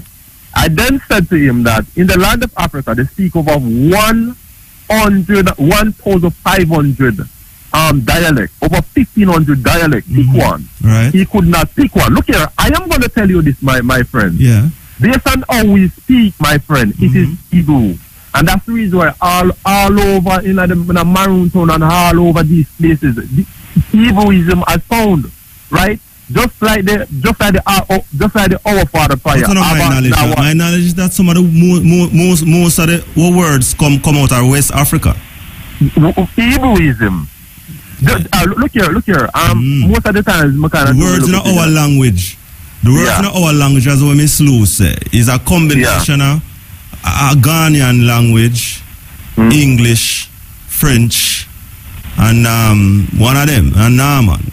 So most of the words that we talk in a patois come out of Ghana, We don't know about the Hebrew thing, yeah. If you go back into the ancient Phoenician Hebrew, right? The ancient Phoenician Hebrew, right? You would understand that the same ha. You notice everything we speak as it ha, medea, yaman. Me kind of do me look at things that the tourist industry most of the time. So you can tell yaman, wagwan. If you go back into the Hebrew, the ancient Phoenician Hebrew, like the old father brother. Abba, Nawa, Shaba, Shama, Yam, Kadash, Aya, Shamka, Ahaya.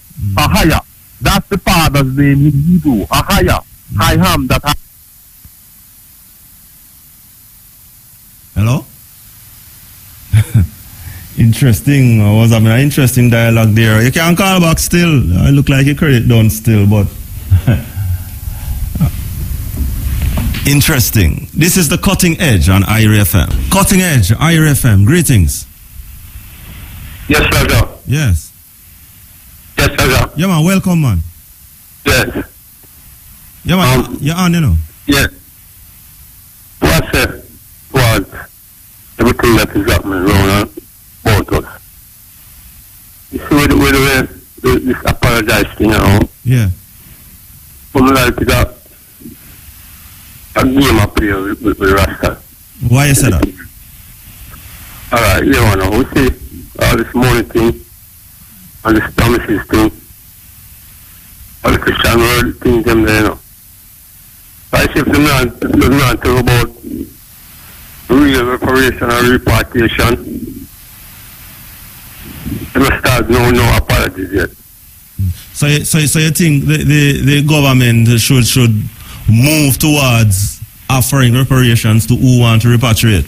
We say it's about time now. The most important thing that for black people and Rastafari tradition, you know. Rastafari tradition, yeah. Yeah, because most of them don't want to stay around that stuff. But compulsory with there. So every day we build up the land, we do everything, you know, we Rasta. Even no war, no gun, no being no evil things, you know. Appear upon this Rasta tradition, still upon, you know. All the rest, I look at denomination, them have them gunman, them have them this, them have them, all kind of look riot and fighting amongst each other. That's the whole people, one, you know, where you can't just have build up no group, and no, that's the take up no gun and no go war. Well, no Christian soldier, we not do them things there. So, positively, everything we need to know, say. And that's what they know. Right where we belong. Repatriation, you say? Yeah. Reparation at the same time. So they walk hand in hand. So when I'm going to tell about one look at 10 million, I just look at not even 1 man money that. The system say 1 man money, what I have to right now, not even 1 man money that. You think that's to make a joke business, man. And the class have no gimmicks on here, you know, because we are not one of these gimmicks, you know. We do things straight up and honestly and upfully. And we are carrying the flags to that all over the world. So you're one of them who feels the $10 million where the Prime Minister says should put up in a trust fund for the people, the survivors of the Coral Gardens incident. You feel that $10 million is an insult? I mean, man, a joke thing that, man. Oh, so what you think? What do you think? What do you think the Prime Minister should do? You must tell us about we want need a reparation and repatriation. See, a whole tribulation will go through around. And the middle of years, Rasta build my war most of society, yeah? And farm no gang for clean the body or not. See? So when you honestly live it and up live it, we need cleansing live it. A cleansiness to say and a cleansiness we will live.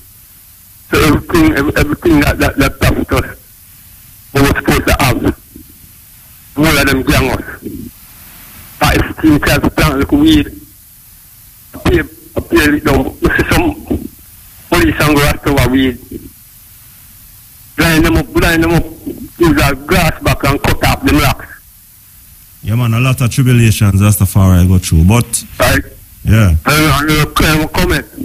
When I go over broke down with people, place, I them kind of something there, not like them thing there. All right, so your thing is that you think, it's about time now reparations put on the table. The apology not sufficient, and you feel that the money not enough. So I know you want to share the view there still. So you see all this land tax business and all. Mm-hmm.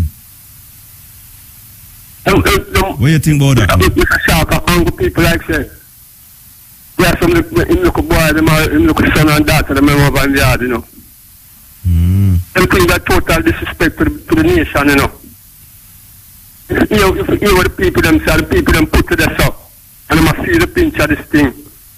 See? And you alone can manage the people them and tell them so now this and know so the people them on a place of operation through material things and the cost.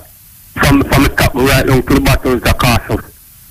Right now people them just organize and just stay home and lock down the country, We don't go up on the road, go block the road or they don't light post or burn out the place. We just stay home, sit in, and show them to watch out. Nation on a liberty, on a unity, or unity then amongst itself. We have feel it. And talk and we talk. If them make them put it works, they run the hospital, they run the place, and run everywhere. And we just sit in and see what them can do if them not pull forward that. All right, sir. All right, give thanks, here? Yeah, man. All right, bless. All right. Cutting Edge, good night. Night. Yes, Roger. Yeah, man. Welcome. I the first time reason with the man because I always talk to Muta, but you know I feel good when I listen to you. Okay. Still, so I know so the thing still in a good hand. Yeah, man. The struggle continue. Yeah, man. You know what I mean? Them thing that me really, really love to see. It'll continue. Yeah, man. But the topic tonight for the land train when I say we as a people, we have to study with history. True. We have to study with history. And even if when they not teach through history, because they not teach through history, we have to go dig it up. We serve looking at the archives. Because the government of Jamaica, them ever, they coming like them up on the same part of destruction from when them doing the same thing. Not new. They just continue. Not new. They just continue the same thing. Yeah. And we have speeches from other leaders where we need to go back and look and review and dissect and look where they must say and listen where they must say and say that the same thing we see go on here now. You know what I mean? Me a man grew up in the 80s, and when I grew up, me used to hear people tell, I said politician, one politician say, we forget education, and next politician say, we want selfish over education. You know what I mean? Once education can Yeah, one to education can. And I don't think that we as a people need to go back and look for them things there and research them things there. Yeah, man. You understand? Them things that hide from where we need to declassify education can, yeah, and them foolishness there. You know, and then, you know, we need to go back and say, where them people are really dealing. You must remember, them time they, we were more than 80% illiterate, so. I know. They play upon that. You understand? Yeah, I know. So what are they playing on now? What are they playing on now? What do they play upon now? No, them still play upon the ignorance of the people. So them thing that we as a people to know. And them thing that we as a people to know, And them thing that me talk about, it just cut me up. Me say, come like me down the rock, me live up in the Massachusetts here, me tell you, the other day, me have some little friends, and me say them have a little club thing where them keep some dance, and them say, come look, come through. I'm there and I try to pass on the knowledge. You see the two programs all have there, so they don't miss me at all. So I'm a man, I'm a vocalizer. So anyway, I'm going to have a talk with me, things for me to talk. And when I see the people around me, I go on like them are idiots. I still have a talk, you know what I mean? And I say, the kind of music when I hear the youth them a play, I know, me don't know if it's on or rock me, it's like it's a soundtrack for a blue movie. Every song you the brother play is, you know, something sexual, like, you know what I mean? And I don't know. Yeah. But, you know, we have to go back. Them I think different still, you know, I mean. Yeah, but we have to, the people, them, we know have to try and show them certain things where certain things that come from. You know what I mean? We have to show them where certain things that come from. There are times you have to put on your foot and show, say. Yeah, you know what I mean? And really get us nowhere. It not getting us nowhere. Yeah. And this land thing is the same thing where I bring we back to way back. Them know why we have no land. Because land is the basis of power, and them why we see as powerless people. Land is the basis of power. And what is happening now? As may I say, you know, it go right back. It's a resetting thing I go on here right now, you know. With the hardships we are going to impose, but it's a resetting thing, you know. And if we don't really realize where we're going, but when the people have to understand the meditation where we can't come out of. But when the people have to understand, so we have to do something, because some people think so we have to run come a friend. When you run come a friend come do, you know, so that brother you go on with like in innocent. You know? Where you run come a friend come do. Yeah? We have to build our own thing, make we build our own thing, love our own thing. But that's what the guy ice more cooler than our ice. Yeah, every ice are the same ice. You understand? Love yourself. Yeah. You know, love yourself, but right now, me I tell you, Roger, you're gone. You know what I mean? I'm more a big up couple man still. And first and foremost, I want to tell man big up happy belated birthday, because the other day I call back to say happy birthday to him, but me never get through. But right now, I have to big up some of my brethren them in East Kingston, the whole of East Kingston, Fireball as usual, I have to big you up, and then Harville up and Arlington Town, Red Rat on the Jack Lane, all of the man them in East Kingston, and then Bomb Squad brethren them in Edmonton, Canada, the thing rock, you know what I mean? And Roger, like me, I say, Roger, you ever I rate where I go out with as a younger person, say, the thing going a good lineage, the thing I go keep on. Yeah, you know what I mean? We have to keep burning the fire, you know, trying to play our part in enlightening people and trying to play our part in terms of. What else you going to do? What else you going to do? What else you going to do? And a man have to know the thing where a man have to know, say, you can't sit down and think, say, nah, that affect you, because you know what? Everything one thing that community that affect you. You have the people where say, yo, you know, under my business, but watch it now. You say, Miss Jane, son, you on this, so a criminal, and you put your mouth on him and try talk to the youth or whatever, and you have your daughter, you have him see one and come get your daughter pregnant. So it's still concern you. And you see them with youth, I notice them with youth, when they know so them keep up them eyes off and them soon, them want them name live on, so them are going to try to get some young girl pregnant, and then we have a fatherless child. Because that's a go on. Nobody knows who I go on and talk who I go on. But you have to be very observant, and I mean, I know what on. People study with history. As long as a pussy child be a dog, it now work. Jesus not going to help you, because he never help you yet. I never see nowhere where Jesus help a group. I will never ever help. So that may say, I never see Jesus help a group of African people yet. Show me which one you see. I never see it yet. I never see it yet. Nothing.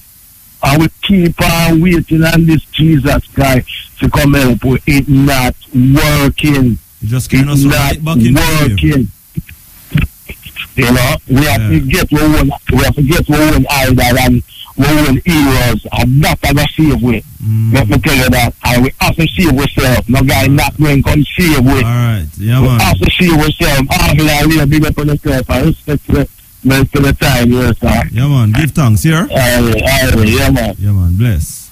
IRA FM, man. Cutting edge here on IRA FM. We go until 2 o'clock. So we're still taking your calls until that time. And, say what you have to say. So the 1.5 thing now where certain people benefit from, it cause all of the problem right now in Jamaica. It cause all of the hardships in terms of taxation over face. Your insurance, that get leaked too. The gas thing, if you notice gas raising them. And in a recent times, 5 straight weeks gas raise, in addition to the tax that was placed on it. You know that 10 years ago, the oil prices on the world did reach a high of $150. And in Jamaica them time, it was around $60. And now oil prices on the world market is $50. And right here in our Ocherios, the gas station them, the cheapest gas you can get per litre is almost $48 in Ocherios. So no say it might a little cheaper in Kingston. You know, say something not add up. Something definitely not adding up. Because if gas was $150, oil, I should say, $150 10 years ago per barrel, and now it's down to $50. And we are paying more. You know, there's something wrong in the whole equation of the thing, man. Something not right. We are too heavily taxed in this country and we need to put our foot down. Now this tax give back thing, how it is being done is that you have to find a way to plug back. If you give back, you have to plug that back somewhere. But the severity of how they have to put it back now is so overwhelming. You hear the lady say our land tax jumped to $130,000. She never said the money there from the day she born. She said if she ever get the money like that now, she'd have collapsed. At that, in our elderly state, the elder people is crying out. A lady said, boy, by the time you reach 65, boy, I better just poison them off and go and done right now based off of what is happening. As Papa Levi said, you want to check for politicians not care who win the election. Because when you're in opposition, you just have to be devious to get there. Get back the poor, and when you're poor, you squeeze out the people to death. And that is what is happening right now. And I get the feeling that most of these governments nowadays in Jamaica, them realize that it's one term they must start do. That's why them do certain things right now. That is why certain things are happening, because people tired of them now. So it's just one term everybody I get right now. Like here what? So that's why them do what them do. Jamaican people tired of their tighten belt. We are tighten belt from slavery days. We are tighten belt when slavery was abolished. We are tighten belt in 1865 when we had the rebellion, the war here in Jamaica. We are tighten belt 1938. We are tighten belt 1962 when the arrangement was made for us to go our separate ways from Britain, although we kept them as head of state down to this day. So it's a trick. We are tighten belt right through. And it's a never-ending story. Them talk about Vision 2030. Vision 2030 not going to work. Because number one, we don't have the crime under control. Some things that happen nowadays you can't believe. Look what happened at the school this morning, at the St. Andrew High School.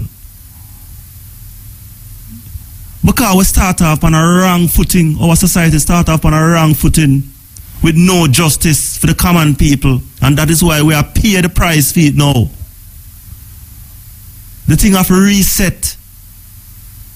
So although we have access to modern technologies and modern this and that and you know, with society is in such a state now that it have to reset.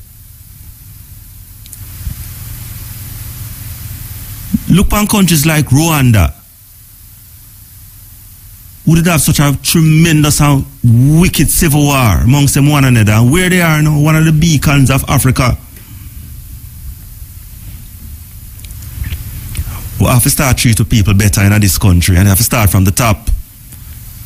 And that is why we're in the mess we're in, because we never ever treat we here in this country proper. Paul Boglem fight for the same thing we have fight for nowadays. Sam Sharp. Yeah? So it's the same cycle. It's just that, you know, we have more access to modern technology right now, but the mentality and the psychology of the thing still remains. And we can't get out of it because we start off on the wrong footing. Every day, I peer depression in the news. Peer depression. Then when you add taxation and oppression on top of that, where you think are going to happen? Come on, man. When we are going to learn, man?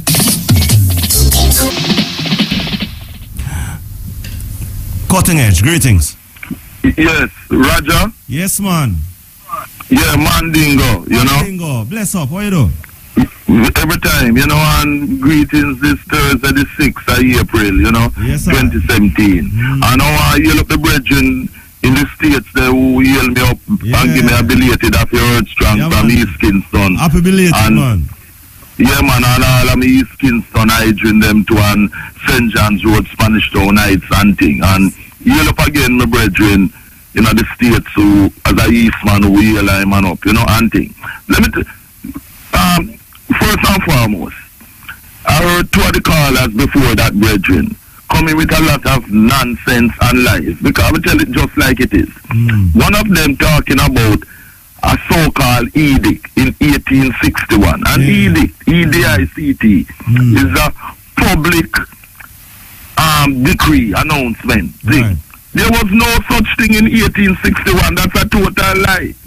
And nobody can give you. I just allow him to talk because I but lie. And when people who don't know hear these things, they get misled and miseducated.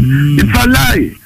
There's no edict in 1861. An edict is an official public announcement about so-called emancipation. And nobody can give you emancipation. Our African ancestors emancipated themselves by fighting that the British were not able to keep our people in enslavement any longer. Nobody can give you freedom. Our people free themselves by fighting. Then the next one talking about Jesus Christ, about we'll only be saved when Redeemer. Absolute nonsense about Jesus Christ. And he told a lie on Muta, on African history, our story, about when he asked Muta where our people in Africa come from, because some of the country and thing. Remember, most of the countries that are in Africa today are countries that did not exist as states. They only came about after the European enslavement, when them carve out artificial states to suit themselves. Scramble of Africa. But the history shows, as you pointed out to him, that our languages, we are no Hebrews, we are Africans. And you see this, that most of our people in Jamaica and the Caribbean came from West Africa. And you know this by the words our people came from, for example, the Yoruba, who are found mostly in Nigeria. And you know that by the words that are used, like words like dodo, Dodo means black. You know, sometimes you hear some people name Dodo black, Dodo shine. Right. Dodo is a Yoruba word meaning black. The Nagos, like Nagos said over in Nagos said there, St. Catherine, my parish there. Nagos is a Yoruba word. The word tutu. You know, you have some man and woman named Tutu. Tutu is a tree word, Ashanti, Akan word. You know, the name of a person, Nana. Nana is a royal title in the Tree language, TWI. Tree is a language spoken by the Ashanti and the Fanti and Bran and such people. My father's mother, her name is Ada. Not Ada, Ada. It's a Igbo word. The Igbos are found in southeast Nigeria today. It's a Igbo word meaning the first daughter. And indeed, my father's mother from Veer Clarendon was called Ada because she was the first daughter in her family. It's a Igbo word. So in the very languages, and there are many other examples. Mandingo. Yes. Yeah, man, the same Ada or Ada as some great. No, listen. It's Ada. You pronounce it soft. It's not Ada like the English. Yeah. It's Ada, meaning the first daughter. Yeah. Igbo. That's my grandmother's name. It's an Igbo name. I'm saying that that's my great grandmother name too. Yes. So that means that you and I have Yoruba blood. Yeah. I mean, Igbo blood in us. Yeah. And you ever know in Jamaica, you might not know this. Growing up in Jamaica, you have some Africans, you hear people say, wives are ready, but you know. It means that Igbo person, but of a brownish complexion, more not so much dark, but brown. You understand what I'm saying? Yes, man. So we know it in the language. Yes. Words like Anansi, meaning spider. So we know it. We are no Hebrew people. It's a lot of nonsense. And this Christian Bible and Old Testament Hebrew thing, they are not our books. They are books that were forced on our people. Yeah, may I say? To enslave the minds of our people, to keep our people in slavery. Yeah. Nonsense, lies, may I say, rubbish. May I say, the patterns of our talk, the traditions, the traditions that we carry, and one place it come from. West Africa, primarily. Come from Africa. You can't come with a Hebrew and no Hebrew and no Israelite business and a kind of nonsense. Yeah. We are no Benjamin and no Dan and nonsense. We must give ourselves African names because we are Africans. We are no Hebrews and we are no Israelites and we are no Europeans. We must know ourselves. And this is the reason why the PNP and GLP regimes have refused to use Marcus Garvey's Philosophy and Opinions book in the schools in Jamaica because they want to keep the people in mental slavery. True. This is why up to this day as I speak, the Philosophy and Opinions of Marcus Garvey wouldn't pay lip service as the first national hero to be. His book is not in the school curriculum in Jamaica, deliberately so, to keep our people in ignorance and for our people to bleach them skin and try to be anything except being African. Self-hatred. It's deliberate. Yeah, so may I say. And you see this land thing that you're talking about, it's a move to return our people to enslavement. Yes. Because high taxes is designed to take back what our people fought for to struggle and get the land. Because remember, after our people won our freedom, emancipation in 1834, one of the things that we did not win at the time was to get lands, So that's why our people were so-called squatters. And our people, I said so-called because our people are not squatters. Yeah. You understand? Right. And our people fought and got land through hardship. Right. And now both the PNP and the GLP, because Portia Simpson regime was coming with this thing about if you don't pay your land taxes, they're going to take it from you. So both of them are responsible. Exactly. It is a thing. It is a thing designed to take away from the African majority in Jamaica the lands that our forefathers and foremothers got through blood, sweat and tears. And we must not allow this to happen. This must be stopped, must be rolled back.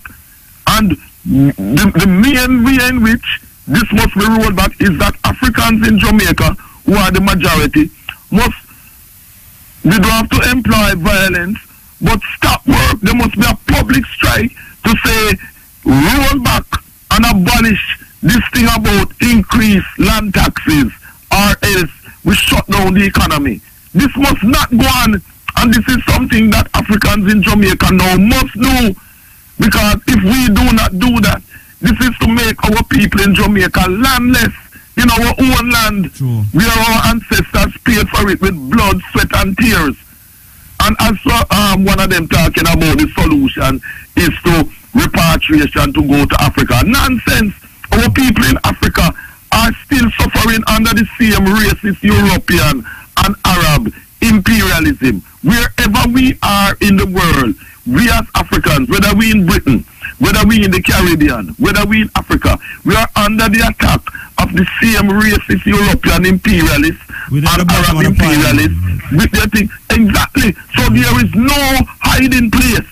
So merely going to Africa is no solution. Wherever we are in the world, we have to work and organize and fight wherever we are. If we are in Jamaica, we have to fight in Jamaica. Where we are in Nigeria, we have to fight there, because we are facing the same problems. There is no hiding place. A lot of people don't understand we are in a situation of war, racial war for centuries, whereby Arabs and Europeans have invaded our motherland, enslaved our people, and are still exploiting and downpressing our people. Ripping out the belly of the minds and the heart of Africa. Exactly. And let me tell people, there are 3 books that Africans in Jamaica and outside of Jamaica must read to know our true history. No fool, damn fool, Old Testament and New Testament rubbish to miseducate our people. They must read the philosophy and opinions of Marcus Garvey, where you will know our African history. They must read The Destruction of Black Civilization by Chancellor Williams from the States.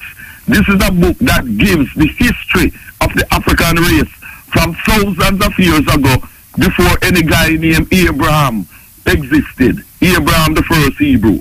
And another book that they must read is The African Origin of Civilization by Cheikh, C-H-I-K-H, Anta, A-N-T-A, Diop, D-I-O-P, from Senegal, who in that book too shows how we Africans created the world's first civilization. This is thousands of years before any Hebrew, any European, any Arab was on the scene. So we must not Mandingo be misled with nonsense about reading about people who just come on the scene when we are the original mothers and fathers of civilization. Mandingo, you know what would I add to that too? Brother. You know what would I add to that too? How Europe underdeveloped Africa. Yes. What that shows is how Europeans got rich by underdeveloping Africa. But what happens with the 3 books that I mentioned? Yeah. It gives a history of the race. Right. How Europe underdeveloped Africa is only dealing with about 2 or 3 centuries. I'm giving an overall view. So of course, that book, you understand what I'm saying? We're talking now the fundamentals. Right. To give a history of the race, read the philosophy and opinions of Marcus Garvey. Read The Destruction of Black Civilization by Chancellor Williams. Read The African Origin of Civilization by Cheikh Anta Diop, as I said. Yeah. These are the books that every African must read and study, because these books show where we, our history, thousands of years before any Abraham, much less Jesus Christ and Jews and Israelites came about, and so on. We must know our history. We are no Hebrews. We are no Israelites. And remember Haile Selassie.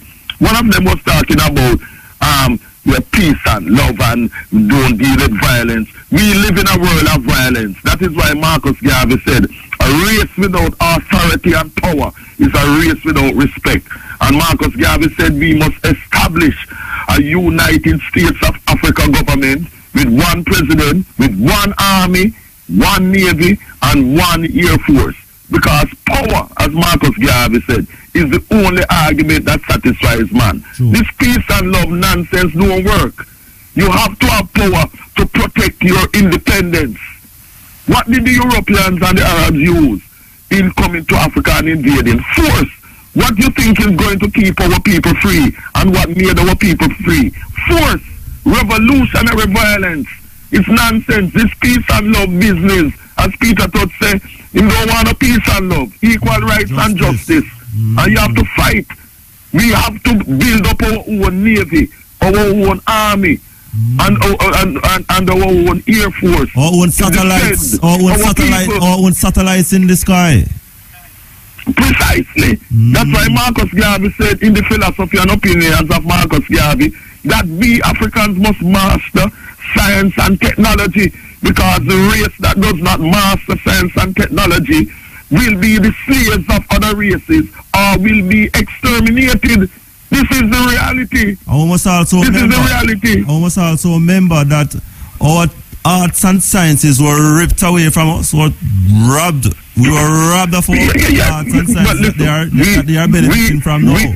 We are the first scientists, we are the first engineers, we are the first doctors. But in this time, merely to know that, we have to do more than know that, as I said. We have to act to master these things in this time for our own benefit. Because too many of our brilliant people are being used to build up the armies, the navies, and the economies of other races who hate and fight us.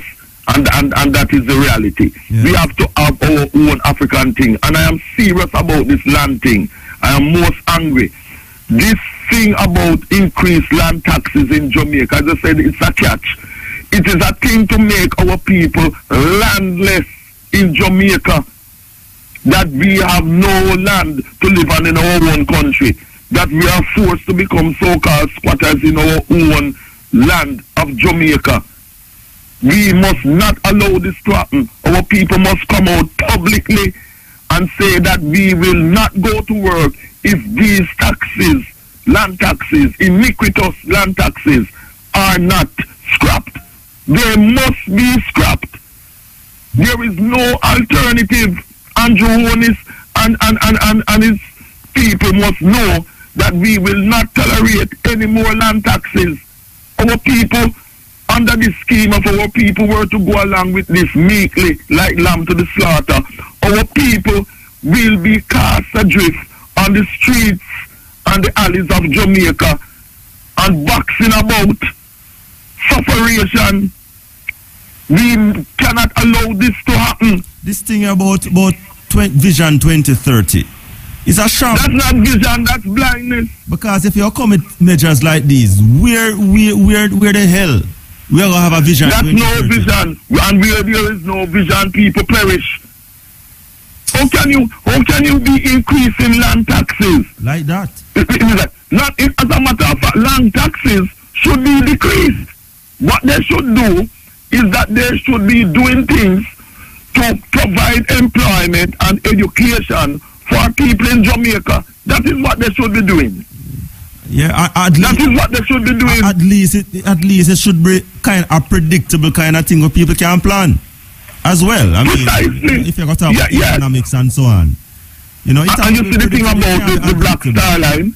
The main purpose of Marcus Garvey establishing the Black Star Line fleet was to facilitate trade between Africans worldwide, you know, because we need ships to trade amongst each other, because you see, if we're trading amongst each other in the Caribbean and in Africa and so on, we would be powerful economically, you know, and no people on earth are powerful if their economy is not powerful. And this is why the racists and the traitors sabotage the Black Star Line, you know, because the Black Star Line was a facilitator of making our people, our economies powerful, so that the living standards of our people in and outside of Africa would be big. The purpose of the Black Star Line was not primarily to carry Africans outside of Africa who wanted to go to live in Africa. The purpose of the Black Star Line by Marcus Garvey was to facilitate trade between Africans in various parts of the world, so that we could trade amongst each other, and by trading amongst each other, we would have a better understanding of each other. Because remember, we were kept apart deliberately and still are kept apart by the races to play divide and rule tactics, you know. So you would have them playing Africans in Trinidad against Africans from Jamaica, Africans in Jamaica against Africans from Nigeria, etc., the divide and rule. But if we have the Black Star Line and we are trading amongst each other, then we get to know each other better and we get rid of the divide and rule tactics. Yeah, man. And they don't want that. So we need to be trading amongst ourselves. And if we were trading amongst ourselves, countries in Africa, countries in the Caribbean, then our economies would be better. We need to, because if you notice, what is happening primarily is that we are getting goods and services through other people who are our enemies. We need to be trading with each other directly, as Marcus Garvey said, directly. Yeah, man, we're up on a break. If you want, you can hold our what? We're up on a break or run some commercials. Yeah, I'll hold. I shall hold. All right. Yeah. Yeah, man, capture land, man. Yes, Mandingo. So that's it. Yeah, man, we have played Chronic from Spanish Town, the first capital there, where the Mandingo from also, you know. Someone big up all of my brethren and sisters them from St. John's Road, Spanish Town, Fairfield Road, Red Pond, Job Lane, Featherbed Lane, Babsy and Verga from Tardspen, you know, all of my brethren and sisters. And in a Central Kingston, big up the football coach, big up my brethren and also the tailor. Saying Mannix, the barber, a Wildman Street, Eva from Wildman Street, Cool Walks from Wildman Street, Spoilers and thing. And my brethren who me and him grow together, East Kingston, from in the 60s. Raymond from Wild Street, in the Dunkirk, in the Dust. And all of the Eastman them, Rockfort and Eastman them. Fear, Tex Lane. And all of my friends and family in Jamaica and outside of Jamaica. We are one African people. And as Marcus Garvey said, we must be bold because we have to be soldiers. No meek and mighty thing not going to save us as African people. It's only we can save ourselves and must save ourselves. No Jesus Christ or no Muhammad going to save us. It's I and I as Africans, self-reliance, as Marcus Garvey said. And Roger, some practical steps that not we should, but we must take in this time as Africans. First of all, both PNP and GLP government fight against reggae music in terms of they don't give it the support, the industry the support. And reggae music is something that could earn billions to improve the economy of people in Jamaica. But it don't get the support. Instead of hear them come in with laws from PJ Patterson time, a shut off sound system dance from 2 o'clock and them type of thing. You know how many family sound system dances feed? People who selling food outside of the dance, the man them who lift the box, them, the people them who cook the food, and the whole thing is a whole economy and them thing. And you fight against sound system when we born and growing at the fields of that and know the value of that economically. Most of the big reggae shows in the world are being kept outside of Jamaica by non-Jamaicans. When the biggest reggae shows in the world should be kept in Jamaica on a regular basis. Every month there should be big reggae shows that would bring in foreign exchange and revitalize and rejuvenate the economy in Jamaica. Because reggae is not just culture and thing. Reggae makes money, but most of the money that has been made in reggae has been made by people who are not from Jamaica. Because the parties in Jamaica have not supported the music industry. They only know if you use some of the songs then when it come on to election time to win elections, to fool the people and that type of thing. And next thing, you're talking about putting on taxes on land, which you and I know say our people must come out against that. Direct action, no work unless these taxes are abolished. What they should be encouraging is that people who have lands to cultivate on them so that we feed ourselves. No people can be independent if they depend on other people to feed themselves. We should not be importing so much food to feed ourselves in Jamaica, because from you depending on other people to feed you, then you're a slave to those people. We have the land in Jamaica, the fertile land. give tax incentives to people who own land in Jamaica so that they can cultivate, build, and repair. You don't have to build. Repair the roads so that the farmers have good roads to transport their produce to the markets to stimulate the economy. These are the things that they should be doing. We have some so-called ministers of finance and ministers dealing with economics, and them can't run anything. You know who are the best economists in Jamaica, Roger? Our mothers. Mothers and grandmothers, Yes. Because them, the miracles that our mothers and grandmothers and fathers and grandfathers do to mine and take care of them children and grandchildren is miraculous. No finance minister in Jamaica has ever worked the miracles that our fathers and grandfathers and grandmothers in Jamaica work to bring up our children. They are the real economists. These people, them go university, but them have degree in economics. Some of them don't have no degree in economics and deal with finance, and they have never run a business in them life. Check it. And some of them who run business, them business flop and go bankrupt. But them want to come tell people about tax. That's why all them know to do is talk about tax. True. They have never run any successful business, and they have never been involved in any business. So how can you be talking about you dealing with the economy of a country when you have no personal experience in running anything economically in a successful way? Eh? Why, man? None of that. We have a far way to go. You notice how I talk with passion more than... Listen, man, we're living in serious times. African people, listen to me, Mandingo. I'm born an African and always be an African. You notice I never said die African because there's no such thing as death. All we do is that we just go on to another dimension. Life is eternal. But you see, right now in this time, African people, wake up and know yourselves.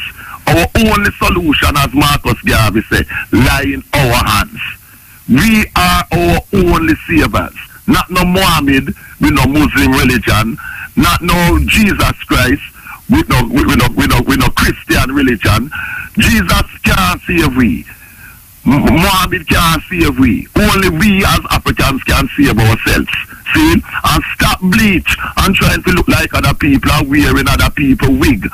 And Indian wig and European wig and that type of thing. When you go on the road nowadays, if you're looking at a woman from behind, you don't know what race she belongs to until you pass her and then you look on her face. Because most of our women are all trying to look anything except being African. And them not fooling nobody. You know, and the amount of money with them spend on them stupid big idiot wig them. Trying to look like other people. Then them wonder why other people, Indians, Chinese, Europeans, Arabs, disrespect them and do have no respect for them. They have a right not to respect you because you are ashamed of what you look like racially and you're trying to look like them. Be proud of yourself, as Marcus Garvey said. Be proud of your African features, your African complexion. We have different shades within the African race. You know, we have the dark shade and we have the, you know, down to the kind of brownish thing. Because let's get it straight, you know. There's no such thing as a black person. Look at the color black. And there's no such thing as a white person. Look at the color white. Don't be stupid. You're colorblind. There's no such thing. There's some pinkish, pale-looking people. There's no such thing as no white person. That's a lie. Figment of the imagination of a mad mind. And there's no such thing as a black person. Look at the color black. Of course, in Marcus Garvey's flag for the African race, we use black to symbolize. To symbolize don't mean you're literally that. To symbolize the race, the power and strength of the race. And stop using this N-word. Anybody who come to me using this N-word, I run them away with it, you know. Don't ever come around the Mandingo with that N-word business. Under no guys. That's a racist insult, whether used by an African or a non-African. Don't come around me with that because I'll run your way and do things that you come around me and try that. Right. Straight up. All right, Mandingo. Now get that powder. Good run. Yes, Roger. So keep on doing the work where you do because we is only we can educate ourselves. Yes. And Monday see that thing about Jesus Christ from cross and about who did that beside him from so-called cross. What was that? Take us right back into slavery. Exactly, the slave mentality thing that man. We know not no Christian Bible business and no Hebrew thing. Them thing they are nonsense and fairy tale designed to enslave the minds of our people. And we know no Arab, Muslim, Quran either too. Them move and go away.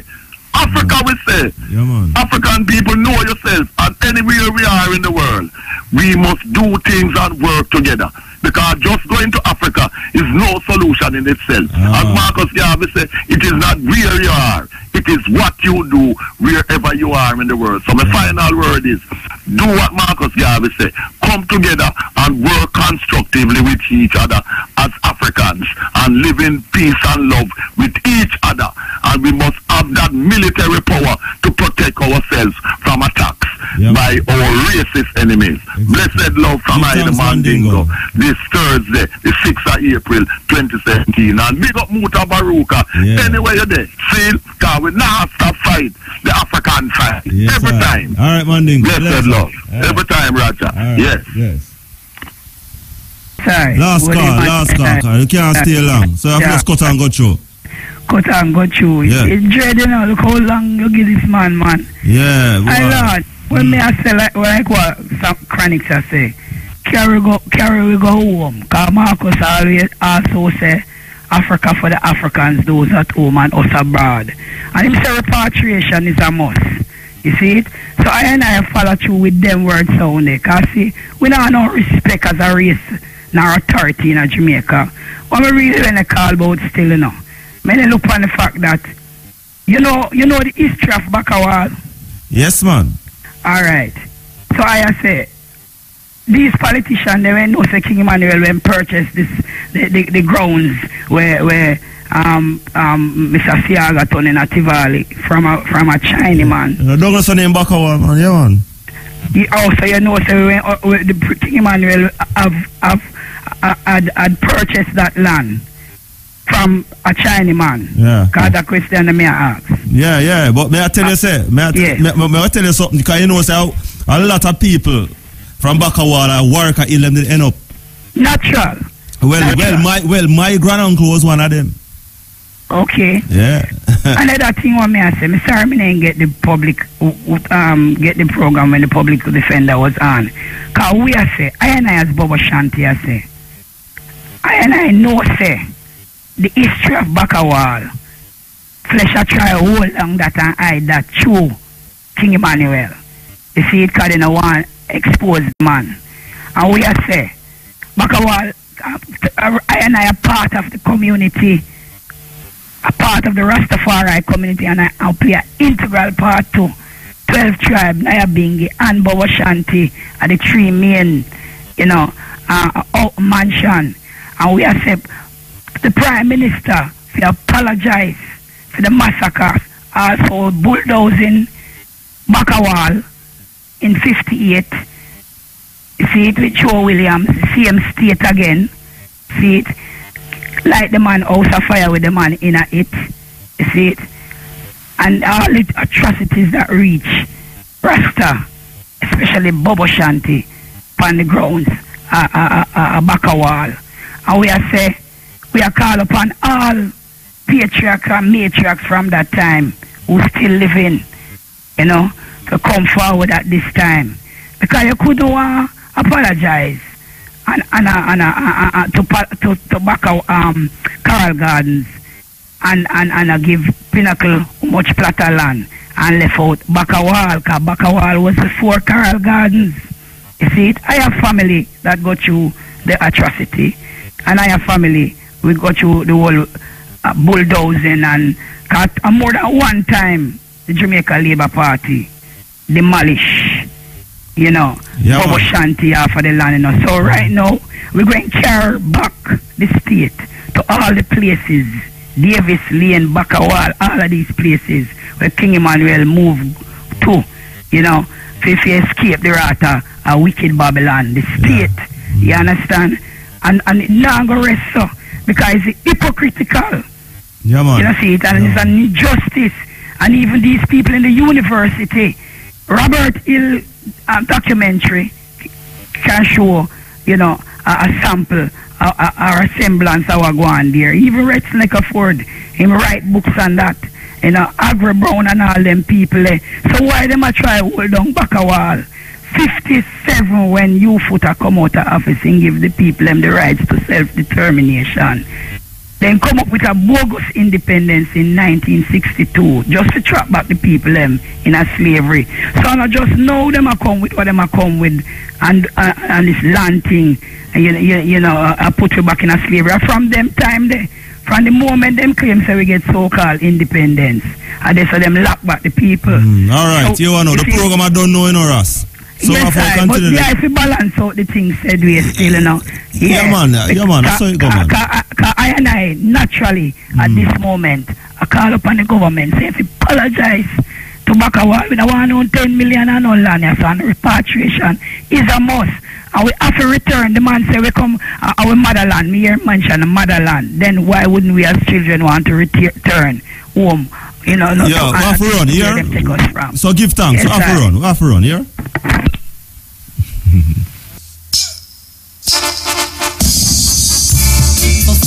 All right, so we're closing out the cutting edge tonight. It was a pleasure sitting in for the general once again. Courtney Mack standing by to take over the baton. So rolling out with Empress Sativa. Concrete asphalt here saying, bless upon yourself. Until them time there. Time and space will bring us together again. So more time. Stay tuned to IRFM.